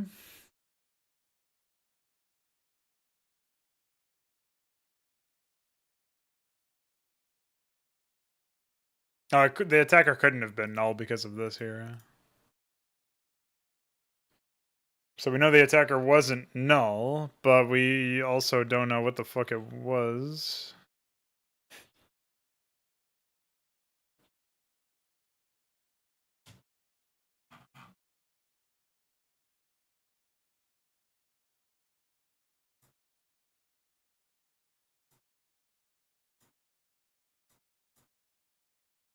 So we do have access to attacker.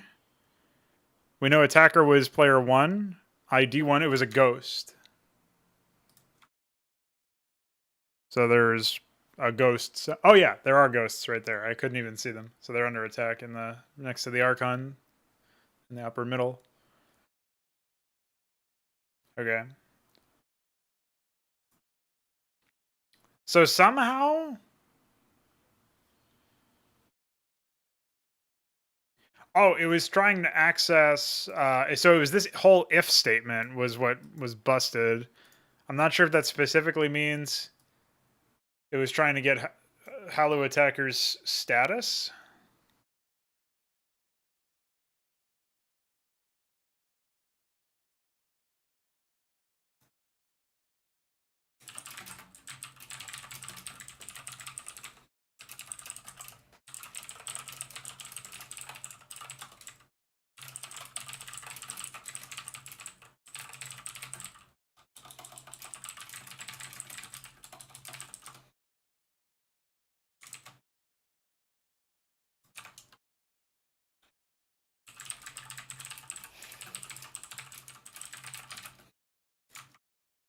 But why would the oh, he's attacking the ghost or the scout Panoptus.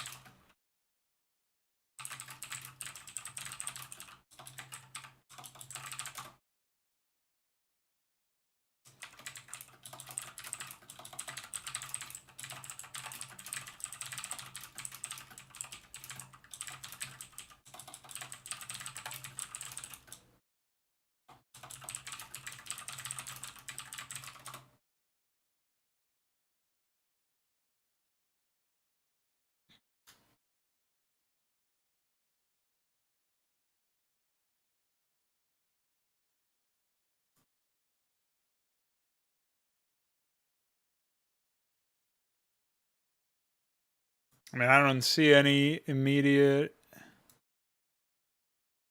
issues with this. Leading up to this, all this does is take Hallow attacker and assign it the value either of the carrier parent if it's an interceptor attacking, or the attacking unit itself, which is obviously passed to the function as an arg and is null checked previously. So then we go, after the null check, we go to get A's value. It checks for hallucinating timer for the target. And if that is greater than or equal to 1, then it does these checks. Does this checking here. If Hallow attacker, so if the hallucination pointer is equal to null for the Hallow attacker, and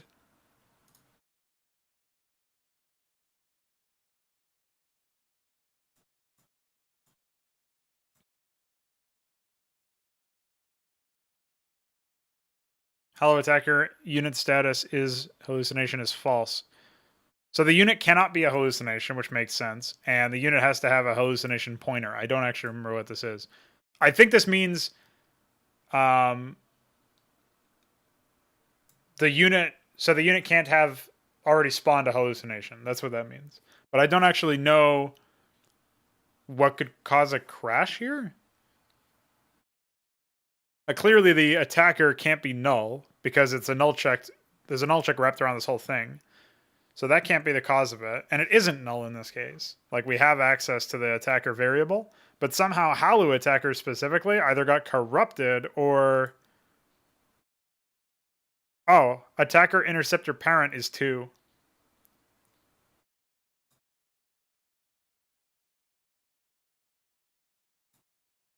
Oh, it's because of lobotomy mines.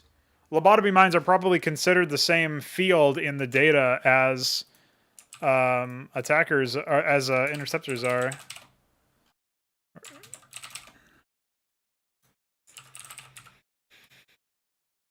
So C0, right?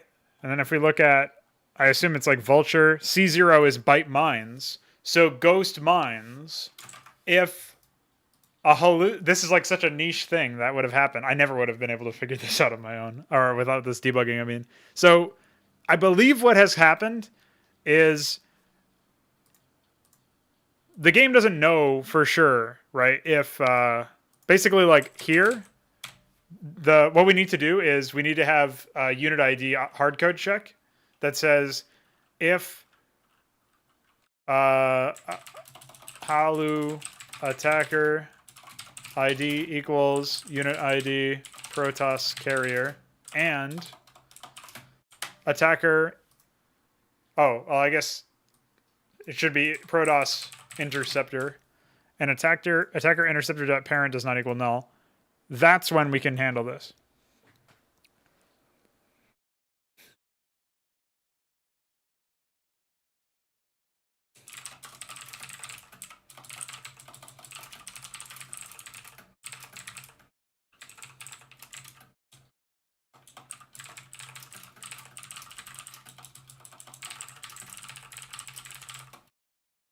So now that I've done this hardcode check for the interceptor unit ID, that will not happen again. That is such a weird, wacky crash. So basically what happened is that like the struct was copied over to the lobotomy mine or something.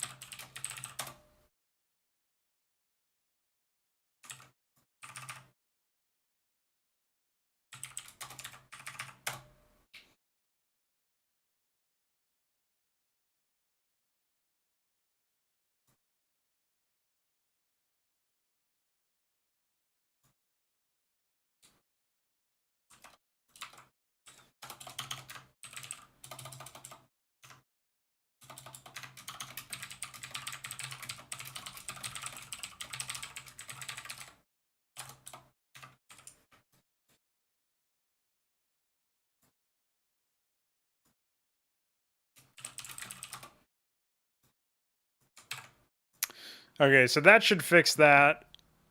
I don't know if there's really anything else that we need to worry about here. My thinking was that also we should probably get rid of like certain interactions, like mines that are or suicidal attacks or whatever, getting hallucinated. But I don't even know if that happens. Like I would actually have to test that. Okay, that's really funny. What a niche crash too. That's probably the first time that's ever happened. Well, I guess maybe not. Maybe it was maybe it's happened before.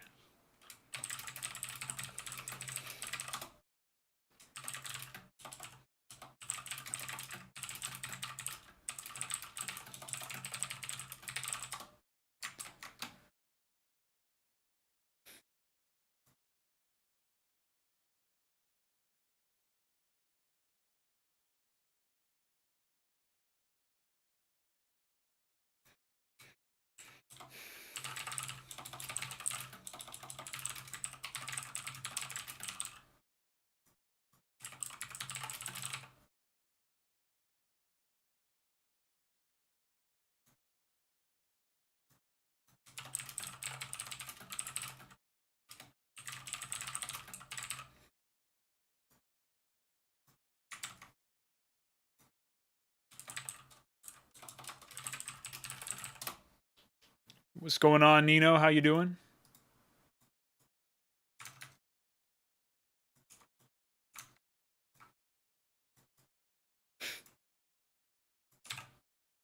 Man, not only did I never would have been able to figure that crash out without this debugging, but I also probably wouldn't have been able to figure it out without actually being like watching the fight that caused the crash. Man, that the stars really aligned. In the first place, that's such a niche crash that can't believe it happened in the first place. In the second place, the fact that I was there looking at it when it happened. Holy moly. One less ridiculous thing. I can mark that one down as done.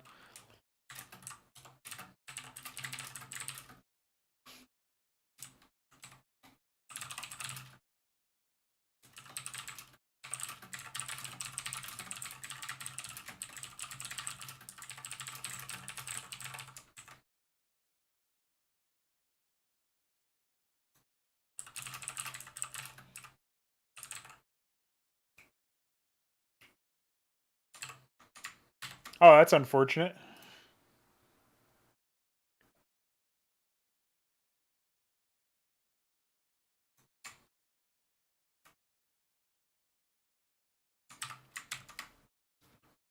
Sometimes YouTube works in real mysterious ways. That's the best I can tell you. All right, we can do that.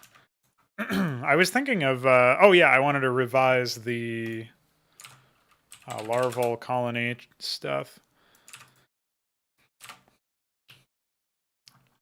I think the thing to do here with the larval colony stuff is to probably call it, I don't know about calling it first is the thing.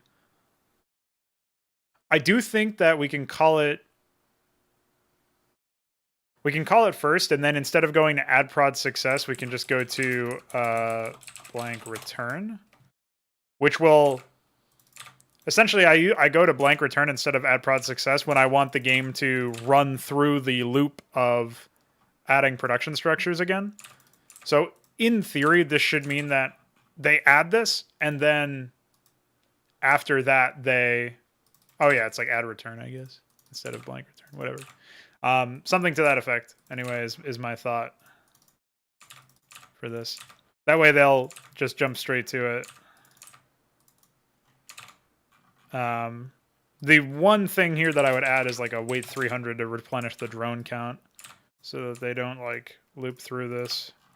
So if they're successful in adding this request, they should wait a little bit. Don't. Wow, you really need to be Bugs fucking Bunny to see it when it's zoomed out that far. Holy moly. Right, so that, yeah, in theory that should work. I know you know me from the CSGO side of things. I've seen some of your comments before, Dino. Not sure how familiar you are with Brood War, but that's what we're working on today. On this channel, I mostly work on my Brood War project, some game design stuff, and sometimes I yell into my microphone while playing some unfortunate games. Like recently, I did Dead Space 2. A lot of yelling in that one. A lot of being baffled. And pretty early on into the month of January, I'll be running Fear 2.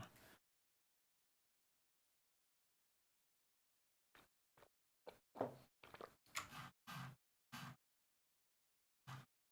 right, I want to say at this point that should pretty significantly improve how consistent the AI is at getting to the block of adding the larval colonies.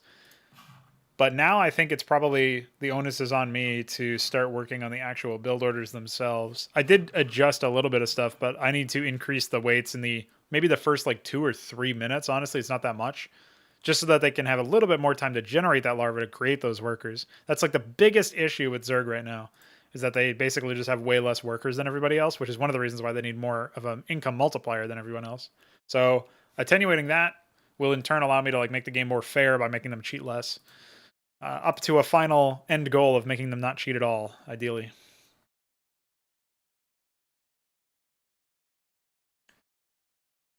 Yeah, you know, it's funny you say that because a decent number of people who have never bothered with Brood War, they're like, by virtue of finding me from other sources, either other kinds of content on this channel or obviously the CSGO channel, they're like, what is this about? And so they're a little bit more primed for being interested in it. But a Brood War is, in my view, the cream of the crop when it comes to real-time strategy games. It's like the Counter-Strike of strategy games. Not only is it really old and has like a very, I won't say unchanging meta, because kind of like Counter-Strike, the meta changes based on the maps that come in, but also the strategies that some people pull out. Like if something is really dominant for like a year or something, people are going to find little ways to add more counterplay to it, and there'll be like some other strategy that eventually gets developed that overtakes the previously dominant one. And obviously even that is like an oversimplification. It's like similar to Counter-Strike. There's a lot of parallels actually between the two games in terms of the top level competitive play, but also kind of like Counter-Strike, at least in my opinion. I view the game as kind of like the glass ceiling. Even though it's the best, it's partially the best because nobody has really given an honest effort at making a better product. And that's what I want to do eventually. So the modding project itself is almost like a first step towards that. And eventually we'll create our own engine for RTS games, whereupon we can start to actually put our money where our mouths are in that respect. So that's what this is all about. Trying to be better than the best. And time will tell if we're successful.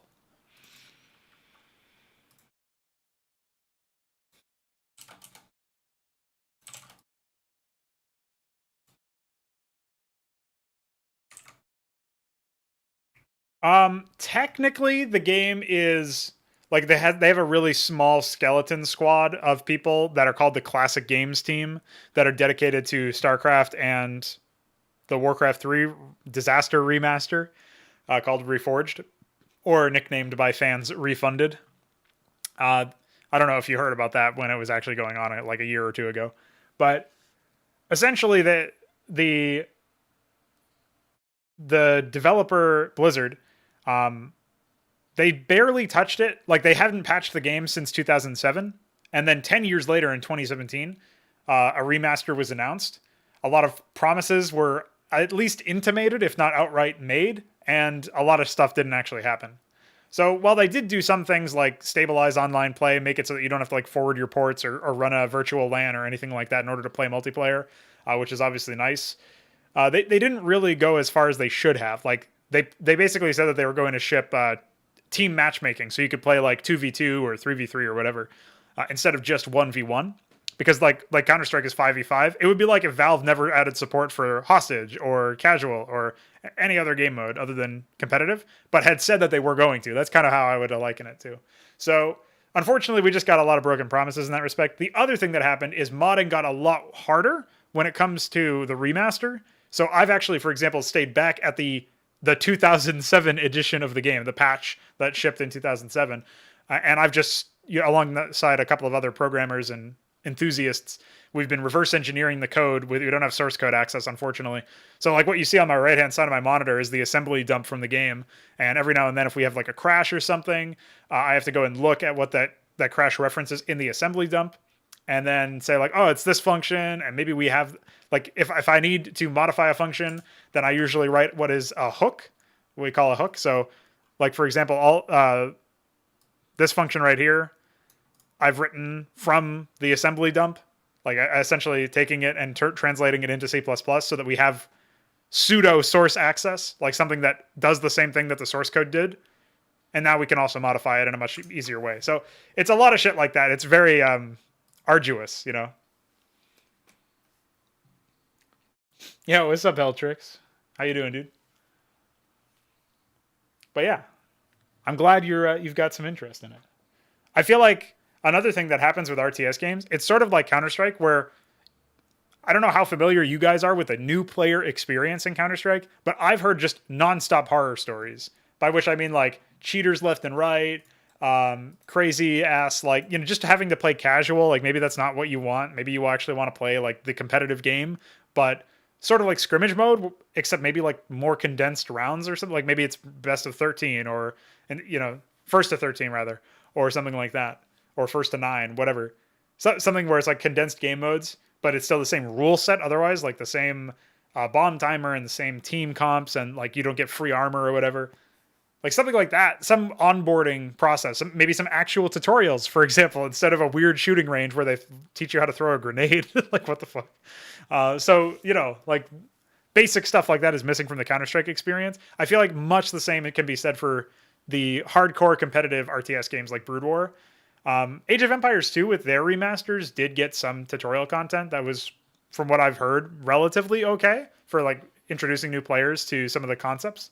But Brood Wars tutorial, for example, like the tutorial missions and the campaign missions for StarCraft were made by Blizzard when they did not. I don't know if they ever understood the game, but it was made back in 1997, 1998.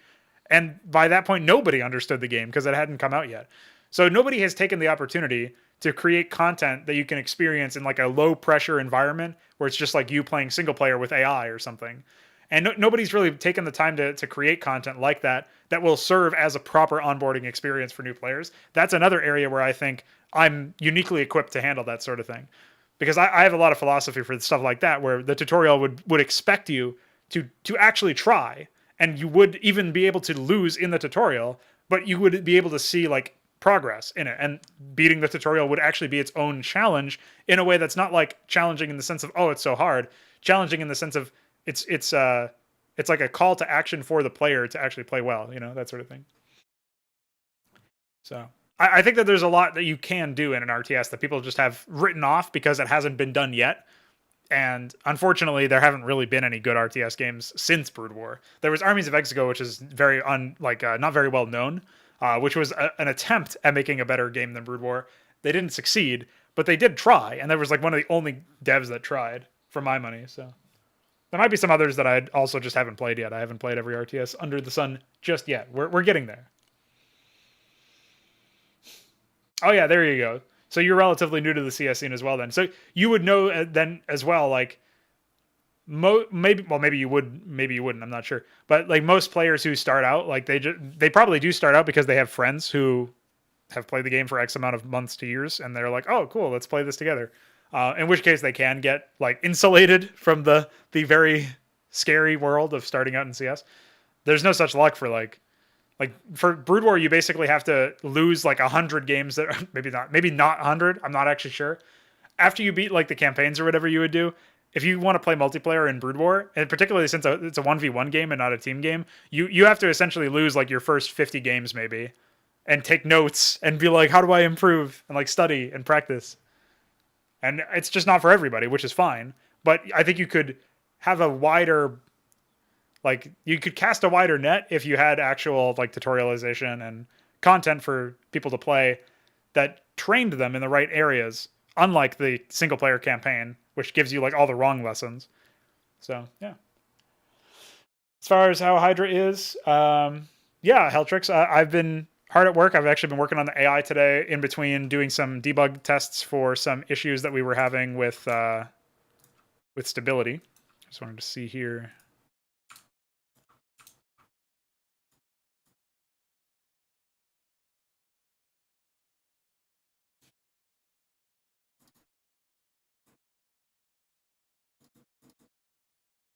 I wonder what 111 even is. That's probably barracks, if I had to guess. Oops. Let me just make sure. Yeah, okay, so that's normal. All right, so the log was not very useful, but it will be if we eventually get somewhere. But overall, Hydra's pretty good. Honestly, we've been getting a lot of work done on the fundamentals, so to speak. Getting more tech tree stuff, like a couple new units just shipped for Zerg. We're gonna be we did a Christmas patch. We dressed everybody up for Christmas. That'll go away on the 1st, I think. So yeah, we're seeing where we're gonna go.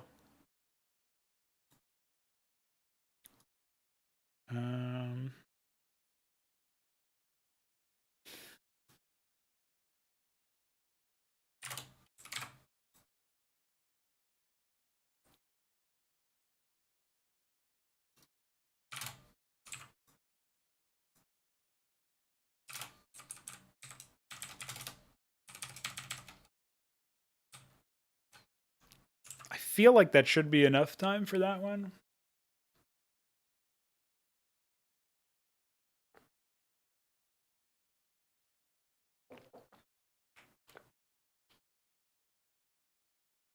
In order to fix the new player experience, you need the developers to work with new players to identify the issue. Usually games that have this issue either don't retain new players. Oh, it looks like you're still finishing that thought. Yeah. Well, that's the thing, is like here's the problem is like if you accept that Valve is generally more data driven than actual experientially driven, like I don't know how many Valve employees play the game or sign up with a brand new Steam account and download CS:GO and install it and run it as if they had a brand like fresh account, no trust factor, just playing casual, just to see what other accounts like that. And you're gonna get some false positives, or some of them are Smurfs or whatever, but a good portion of them should be, in theory, newcomers. So you'll be able to actually, if you play the game as the developer of the game, you yourself can be a conduit. It's not going to be a perfect match because obviously a brand new player or a recently adopted player would be able to give you a more honest set of data or whatever. But essentially what I'm getting at is Valve seems to be more like, oh, we look at the data, like Vu said this on one of the Elo Heavens, like we look at the data, we know what's going on, and it's fine. Whereas I think that you actually do have to get your hands dirty and play your own damn game. I'm not even saying you have to play your game well either. Like I do not play very well in my own mod, and I made the mod. Like sometimes I can't even beat the AI, and that's a situation where it's like, okay, well, on the one hand, I was a good enough developer to make a challenging AI, but on the other hand, I'm a bad enough player that I can't beat the AI, and like I'm not, and you know that's just how things are sometimes. And as long as you have as long as you're willing to understand how the game is played by the people who are better than you at the game, even if you are the developer, I still think that's okay. But Valve has chosen or shown time and time again that they're not really that interested in learning how the game is played at the top level, nor are they really interested in understanding the plight of newcomers either. So they're and the other extension of this is the game has most like player numbers it's had consistently in the last while, like compared to the rest of the game's lifetime. The game in theory is doing better than ever, which means they're probably making more money than ever, which means they have no incentive to actually change. And I fear that by the time an incentive would come in that isn't related to just looking at your experience and saying this is not good enough, I want to provide a better product for people. Without that internal motivation, I don't think there would be an external incentive powerful enough to kick Valve into gear until the game started going like essentially past the point of no return and just died, which might never happen, admittedly, or it might not happen for years. But surely they could be doing better than they are. And maybe they're like secretly working on Source 2. I mean, I think they are. I'm not actually sure what's left for them to do for that. I think they have to figure out some way to easily port maps from Source 1 to Source 2. And maybe some other stuff as well. I'm sure there are like some other things that they're going to have to iron out. But it just feels like to me like they're kind of like sleeping at the wheel or just ignoring what's going on. And I don't actually know how they treat Dota. I've heard that they treat Dota very differently. And I've heard it by enough people whose opinion I respect and whose lines of logic I followed in other areas that I assume that they are telling the truth about that. And I assume that they're in good faith about that and that actually is the case. But it definitely seems really weird to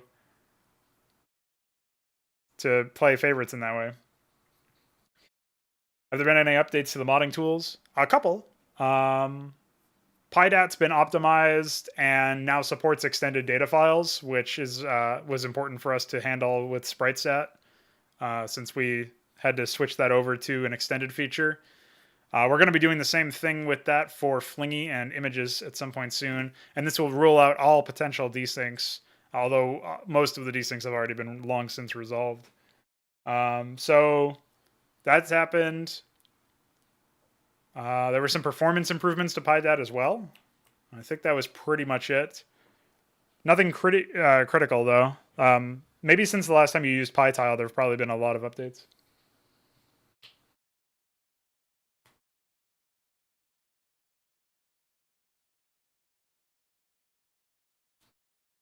We could do Dota Fraud Nights. How good is the AI in that game? If we could get like a straight up in-house of 10 people, that might actually be somewhat entertaining. Although I guess they have custom maps in there anyway, so. Yeah, the other problem is that like you paint with broad brushstrokes when you're just talking off the cuff like this, and I've definitely classed Valve as almost like a monolithic entity when, by all accounts, they have like a team of people who just decide, okay, we're going to work on this now, and like they have a loose corporate structure or whatever you would call that, which is fine, I guess, but surely at some point you have to be like, let's actually focus on working on some of this stuff. You know what I mean? Like,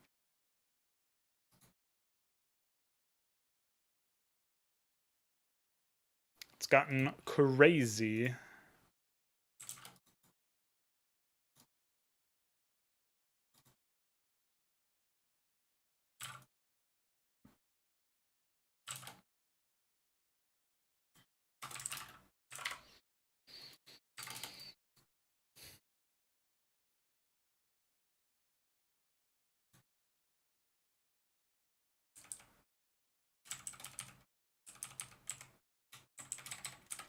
Yeah, let's do this at 900 instead.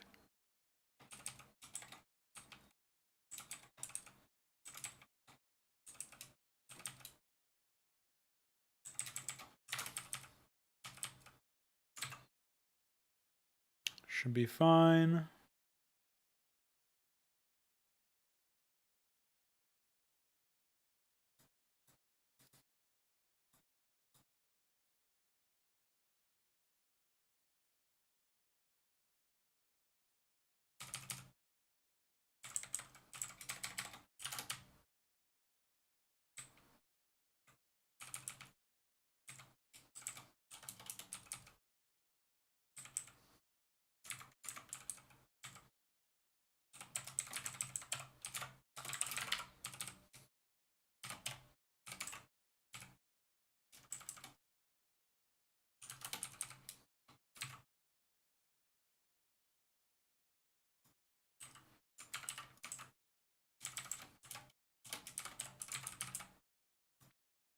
Just trying to increase the delay between some of these requests so that the Zerg AI have a little bit more time to build up worker counts. I think that should work overall, but can never be too sure. Okay.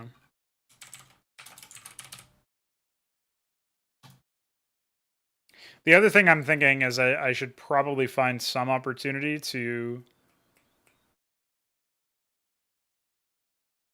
manually request a larval colony in the middle of the general, like alongside the general build order. I think it's probably fine to get one at least in the early game. It's like a nice boost. So I'll probably do that pretty soon after I'm done mucking about with these. I think I already did this one. Just jump this up to 300. Yeah, it's just a nested. It's like those Russian dolls, but game development style.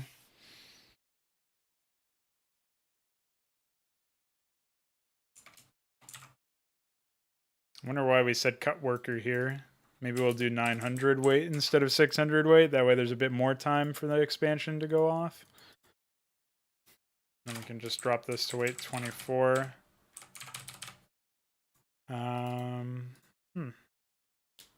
I think that's pretty much everything.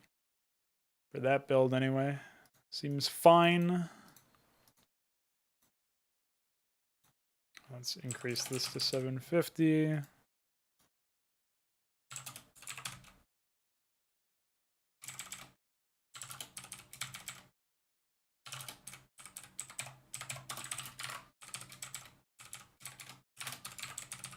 I hate delaying stuff like upgrade structures, but I just don't see a world where you... Oh, maybe we can do something like this then. I don't see a world where you survive with the larva stuff. Without stuff like this, I mean.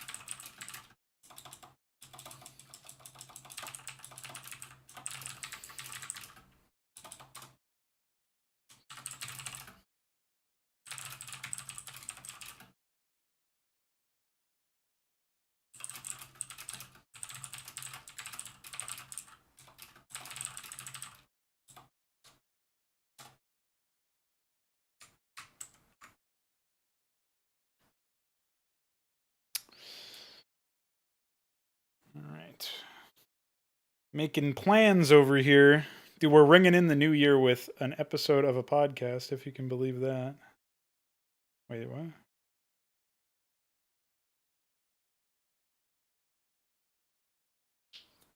Yeah, the laissez-faire approach. They definitely are like, well, at least based on what I was told, they were exceptionally loose, which like to a point of. I actually think it's not like I don't care personally about investors or whatever the fuck. Like, I don't think it's a good idea to say, hey, you creative people who are making entertainment products, like and in some cases like engaging competitive products as well. Like, oh yeah, just get your stuff done by these deadlines. I don't really think that makes any sense. I actually think, unlike some people who just say that they do think this, some companies that say that they espouse this, I think that it's done when it's done, and you should make sure that it's done. Or you should change the way that you're phrasing stuff. Like, this is a work in progress, but we're releasing it. In that case, you don't charge money, obviously. But anyway, I'm not saying this as somebody who thinks that it's like bad because of the investor angle. I think it's bad from a like discipline angle to just allow developers to fucking change stuff all the time. Like, if you don't have a project lead that's capable of holding people to task for things that they have agreed to do when they've opted into working on a project, and you just allow these developers to be like, all right, I'm not feeling this anymore. I'm gonna go work on this other thing. Like, no, at some point you have to come back to that though. Like, I'm not gonna hold you hostage, but surely you've got to dedicate yourself, be disciplined enough in your craft and your work to finish your job. You know what I mean? Like, that's what really rubs me the wrong way as both a project lead and a developer. Obviously for modding, it's not for a full game, but just in the last year, I had that year-long modding streak where I streamed for 365 or 366 days in a row or something like that. And every stream was at least 2 hours, and every stream was working on a project. Mostly the same project, I should know. Like, that was just to prove that I could do it, too. Obviously, I've been continuing to do it because that's why I'm doing it right now, because that streak ended a while ago. But, like, you got to be able to do stuff like that. And especially if you're a project lead, you have to have the authority invested in you by the company to do stuff like that. Unfortunately, no such luck. This is going to be 15 or yeah, 15. Okay. So yeah, I don't get it personally.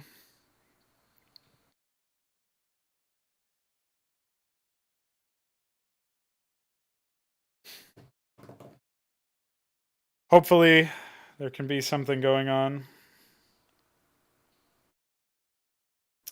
Let's delete this.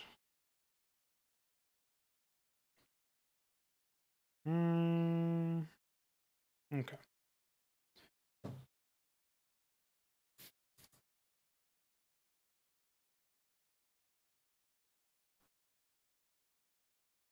Yeah, that's a nice succinct way of putting it. And the way that they find that balance has to come from their own discipline, as well as they have to be allotted the freedom from their corporate overlords to take the time that they need. Like, if you can show that you have been working in a disciplined fashion, especially with like a project lead who can organize all this stuff, sort of schedule a lot of this stuff. I don't know, man. I think you should be able to say, we've been working for X amount of months to years on this project, and here's a backlog of our work. Like, obviously, you don't have to stream this development publicly, but if you could get recordings of that sort of thing, even just like a text log of like, here's what we did today. Like, that's something I've been trying to do lately, is keep a text log of what I've done, what my compatriots have done, my comrades.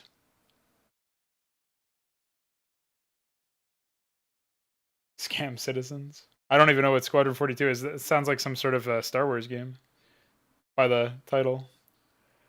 Being a Valve dev has to be one of the lowest stress careers, dude.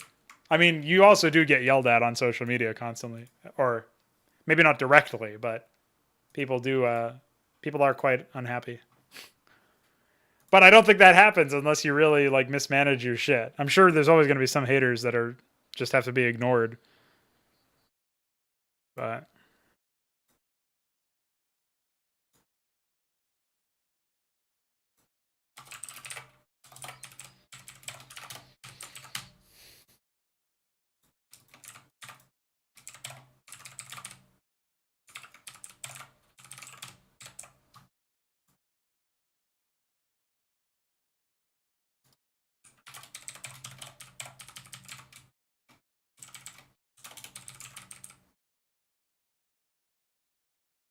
What's up, Bailiff? Welcome. Latest Valve release was Artifact. I think no, it was Half-Life Alyx, Half-Life 3, dude. Diff. How you doing, dude? I actually meant to take a look at your mineral field update. It's been in there for a while, but I've been busy doing some tests.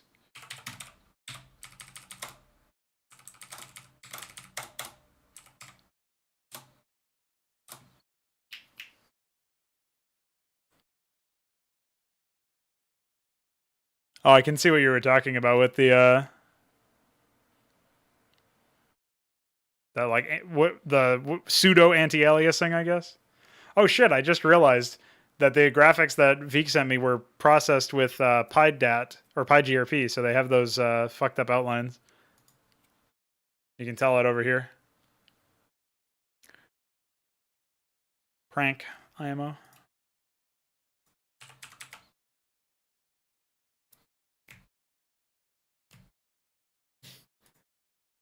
Well, the problem is with VR, obviously. I think Half-Life Alyx is a really good microcosm for all of Valve's faults, really. Or maybe faults might be even too biased of a word. I would just say for their biases, actually. That bias is a great word for that. It's like they're involved in game development to push tools to their limits and to experiment and to do a bunch of like data driven stuff and to see what they can do with certain tools. They're not here for excellence.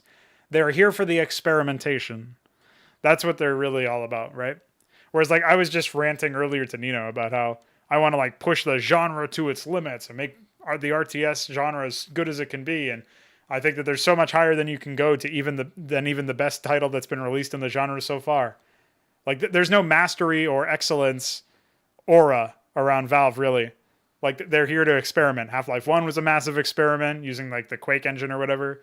Half-Life 2 is a massive experiment using the Source engine. Half-Life Alyx, who's the Source 2, is in VR. Obviously, Portal was just a puzzle game, but using this experimental gimmick thing. Like you could argue maybe Portal 2 is more of an exercise in excellence. I've never played it, so I can't tell you. But that's like a rare case where maybe they were actually trying to do something that wasn't simply just here's another experiment. Let's see if we can do something like this.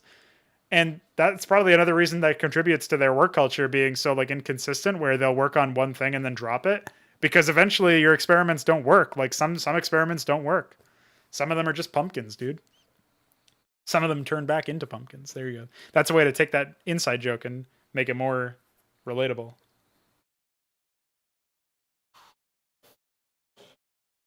So yeah, I don't know. I'm out of ideas for Valve. They need to actually try to make a game, I guess, instead of a fucking carnival ride. I was planning on doing it with Patrick, but I think we got swallowed up by Undertale or something. Unfortunately.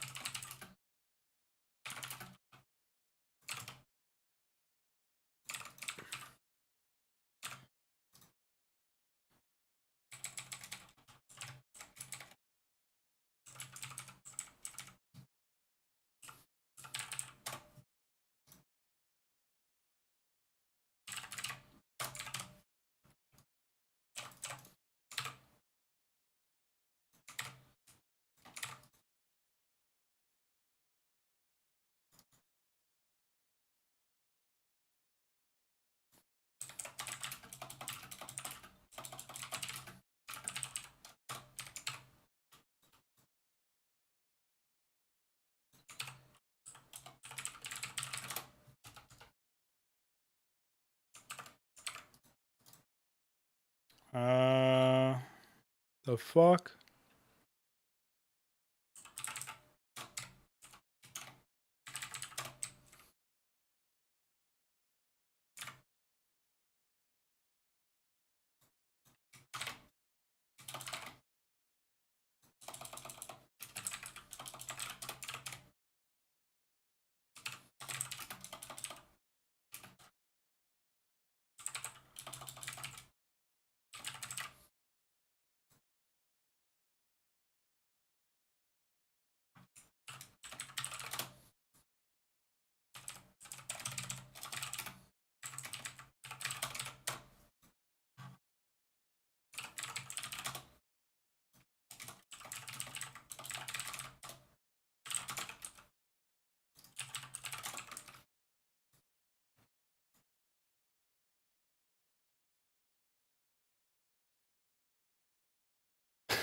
Yeah.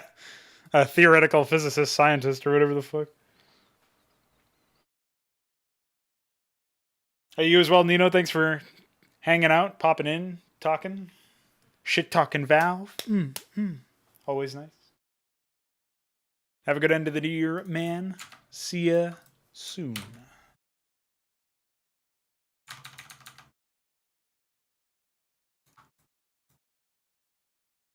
Okay.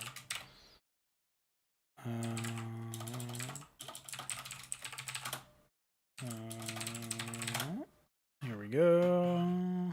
Let's do this. Take a look at what we got.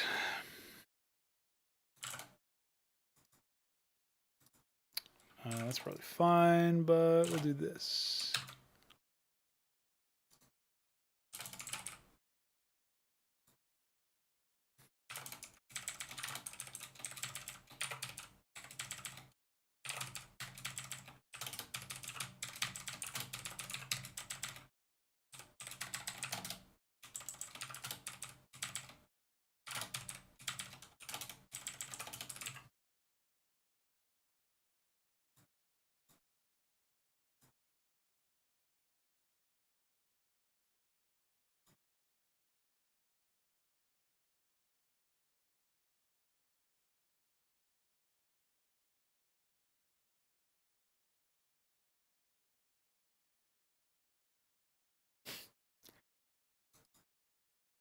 It's funny that like you expect them to do pretty well for themselves at Valve. They've got a lot of like apologist fans, right? In general.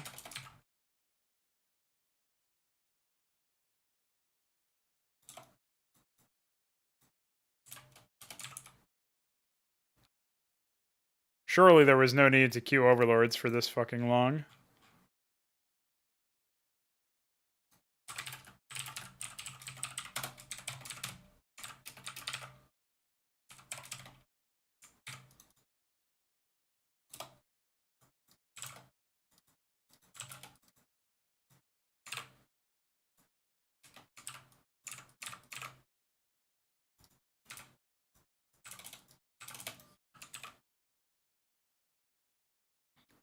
Okay. Les nine poules.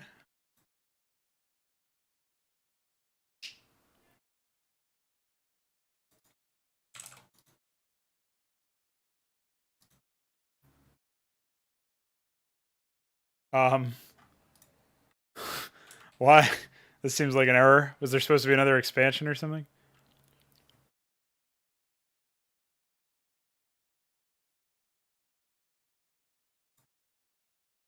I think there was at some point.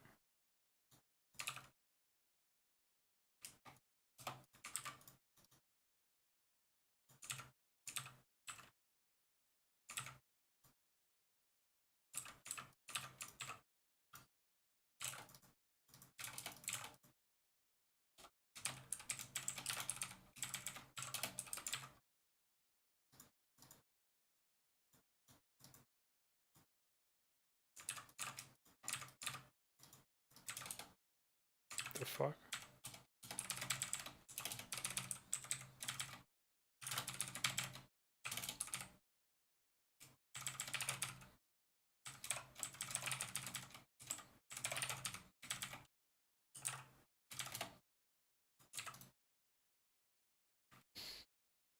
I don't know how much this will actually help, but we will find out, that's for sure. Yeah, dude. Not only did I improve all the Protoss stuff, but I also wrote a simulant swarm personality, which I have not tested, but I'm sure it will be epic. They go up to like 8 robo facilities and I think 3 authorities. They'll be banging. Pretty sure, anyway.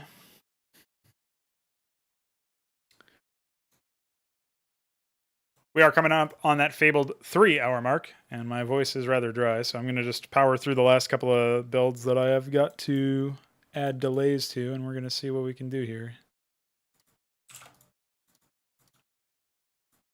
I think this one is probably fine, actually.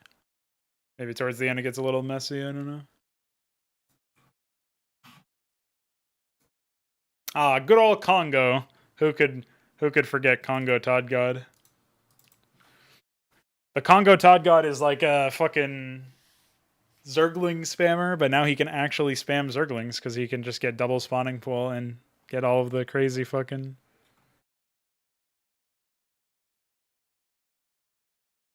Wow. What a scam. Pretty straightforward stuff, I guess. I don't know.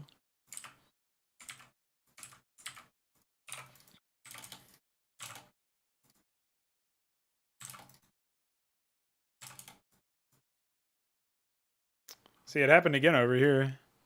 I don't know why this was here.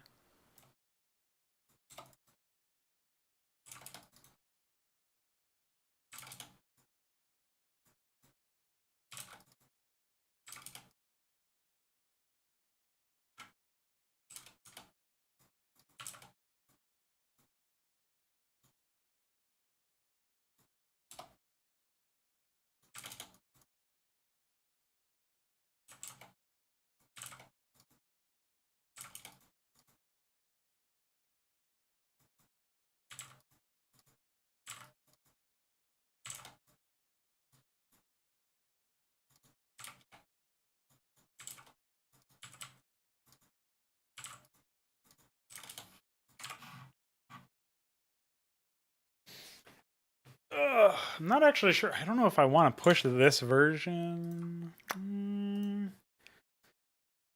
I don't know, man.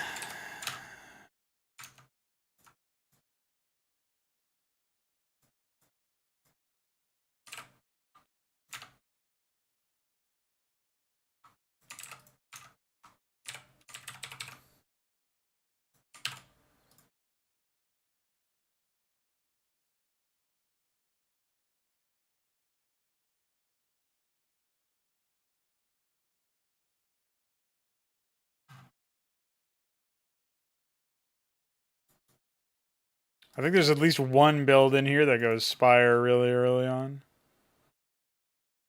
Like, yeah, this one goes Spire before sunken. I mean, before spawning pool. I guess this was supposed to be 2 Spires. I don't know why, though.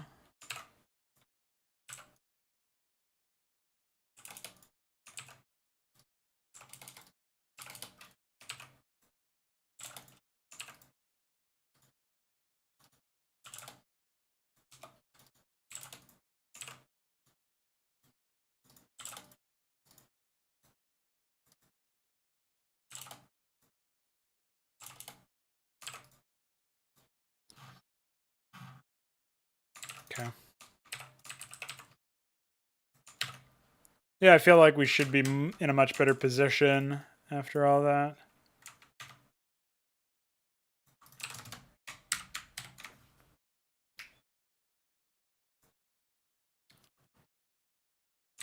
Overhaul timings for Zerg build orders. I will say also add single larval colony support to main town threads. Commit anyway, my brother.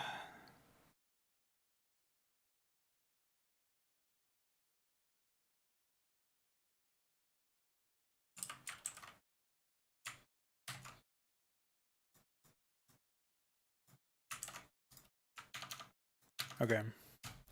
Well, I'm going to give this another run through, and then pretty soon I'm going to push what we got. Hopefully, if there are any stability issues, I'm able to actually uncover information about them. That's the dream. I'm going to go ahead and attach this. Get this running. Actually, I guess I should take a look at some of the gameplay here. Some of the epic Zerg gameplay.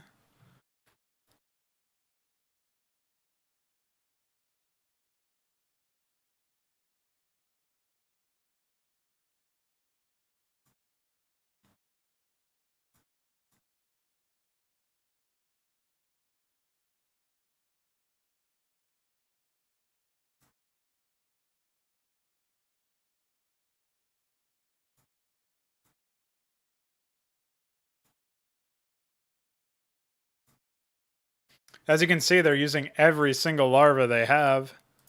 So that's where the thought process comes for me, is like getting them that that production structure is going to be pretty big,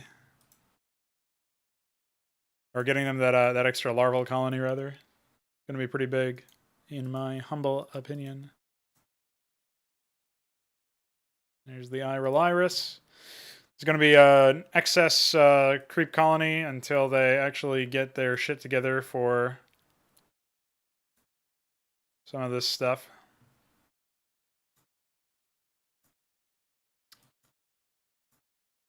Yeah, there we go. We got a larval colony, baby.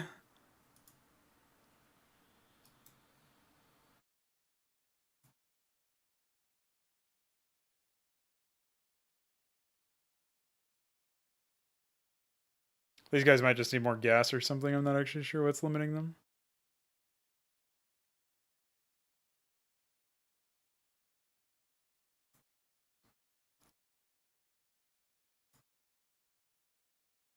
I wonder if maybe I should also implement some sort of like failsafe that says that if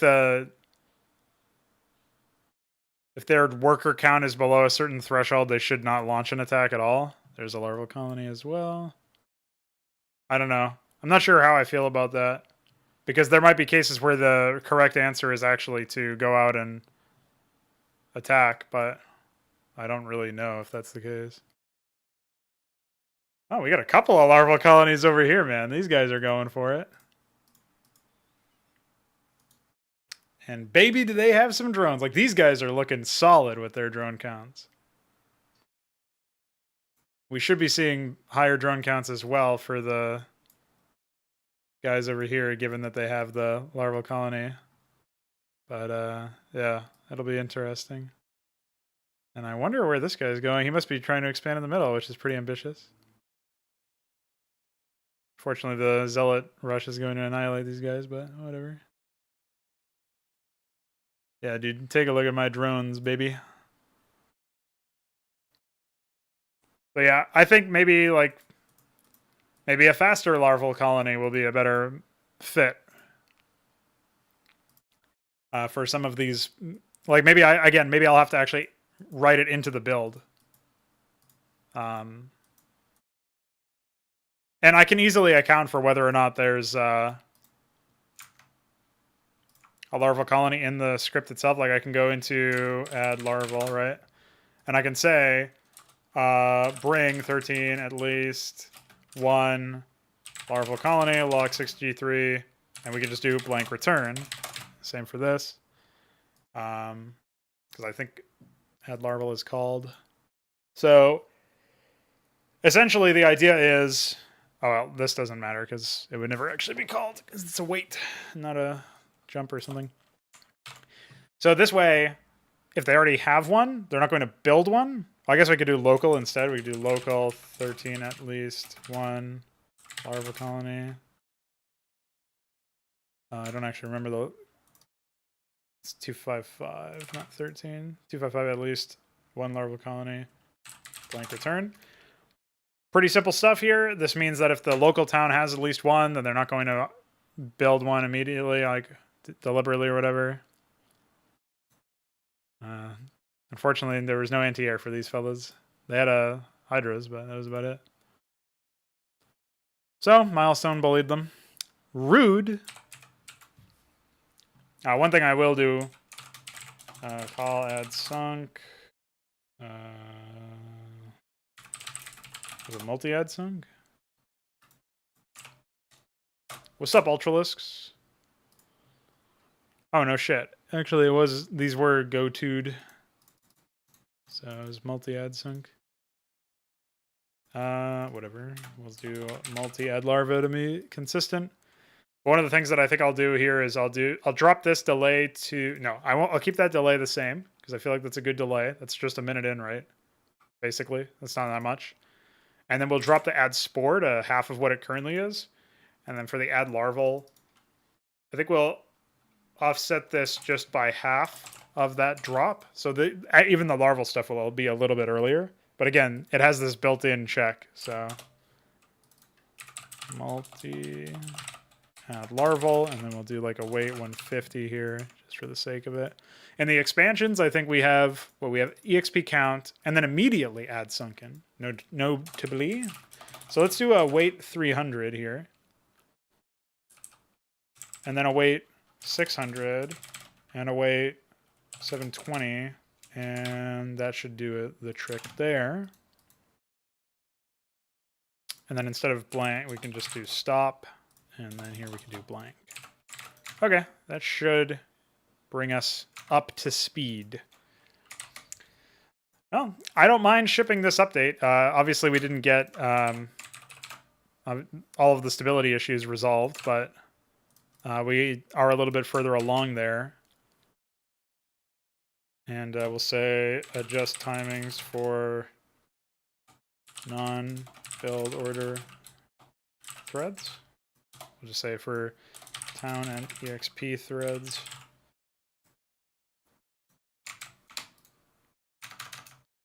And off we go.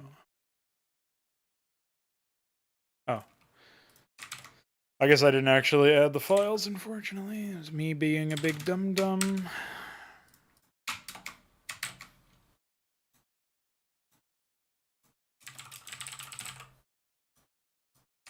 Okay.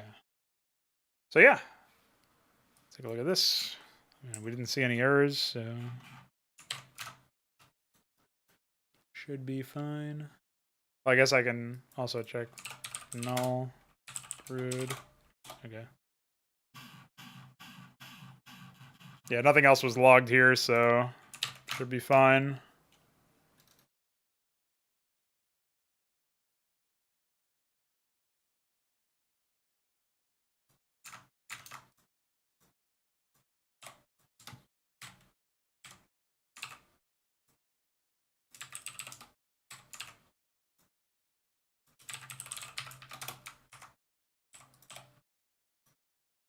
Throw these in here. Why not?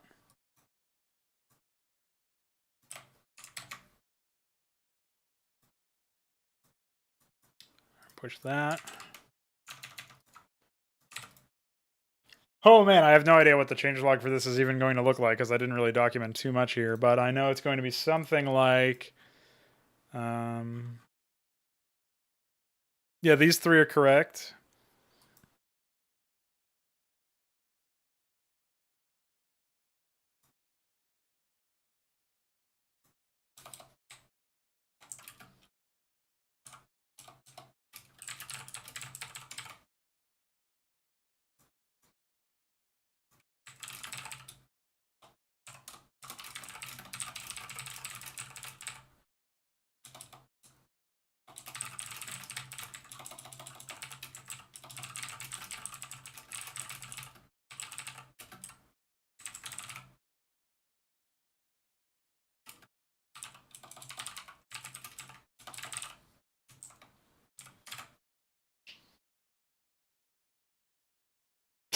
Yeah, they don't have enough money from skins and hats.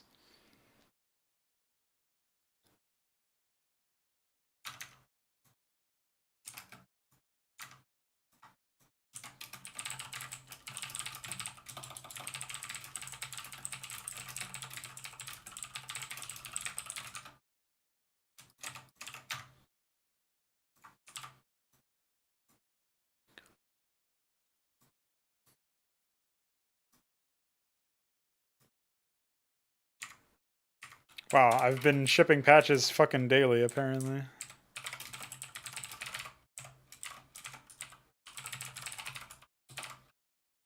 Feels like I didn't do that, though. Whatever.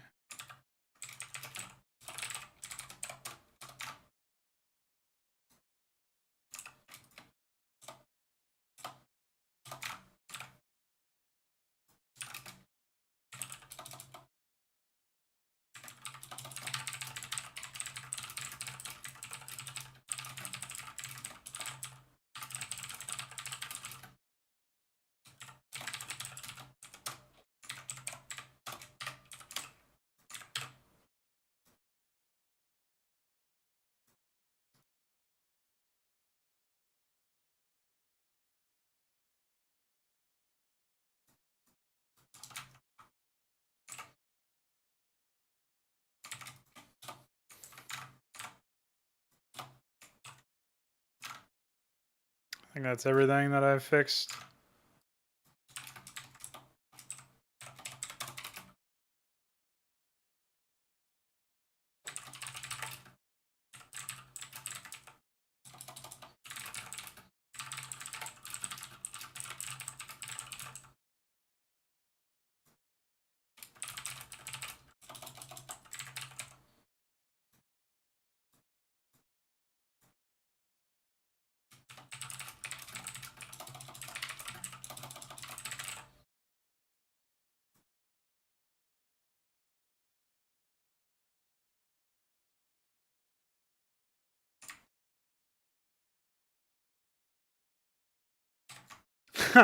Yeah, June 3 Young made some. They're a bit rough, but I think it's fine.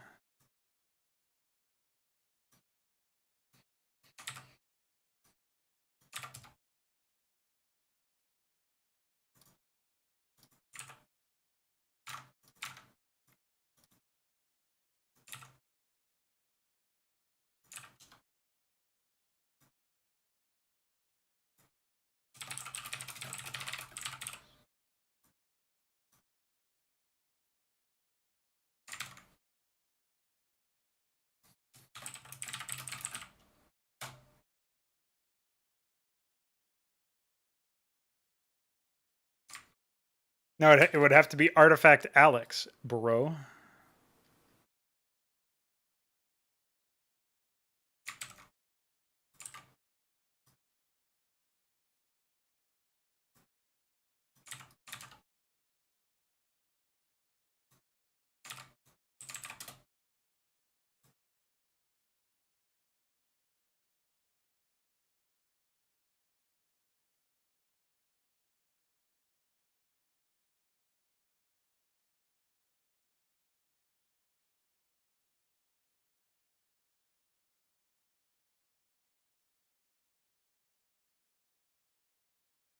I guess I should also add the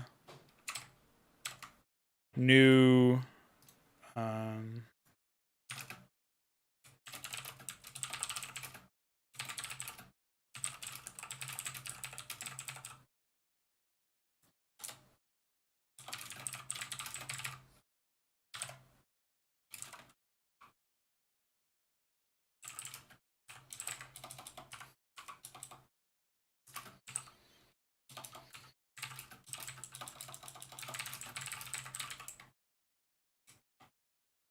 I think it's 5.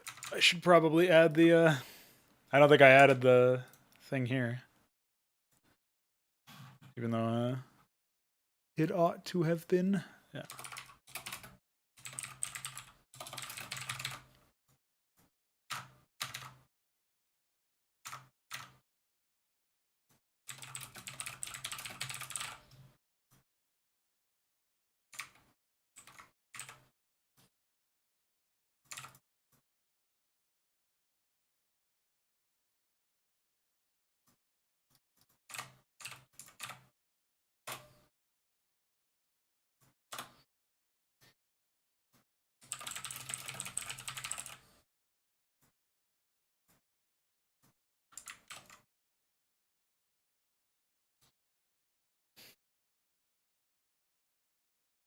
All right.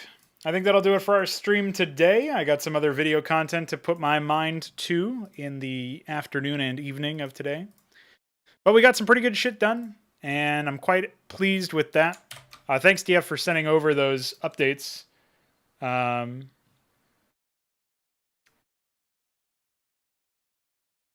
Mucho appreciato, mi amigo. And thanks to everybody who hung out and talked. Thanks to iQuare for doing all the testing today with me. Thanks to Veek for being himself, and I will catch you guys later.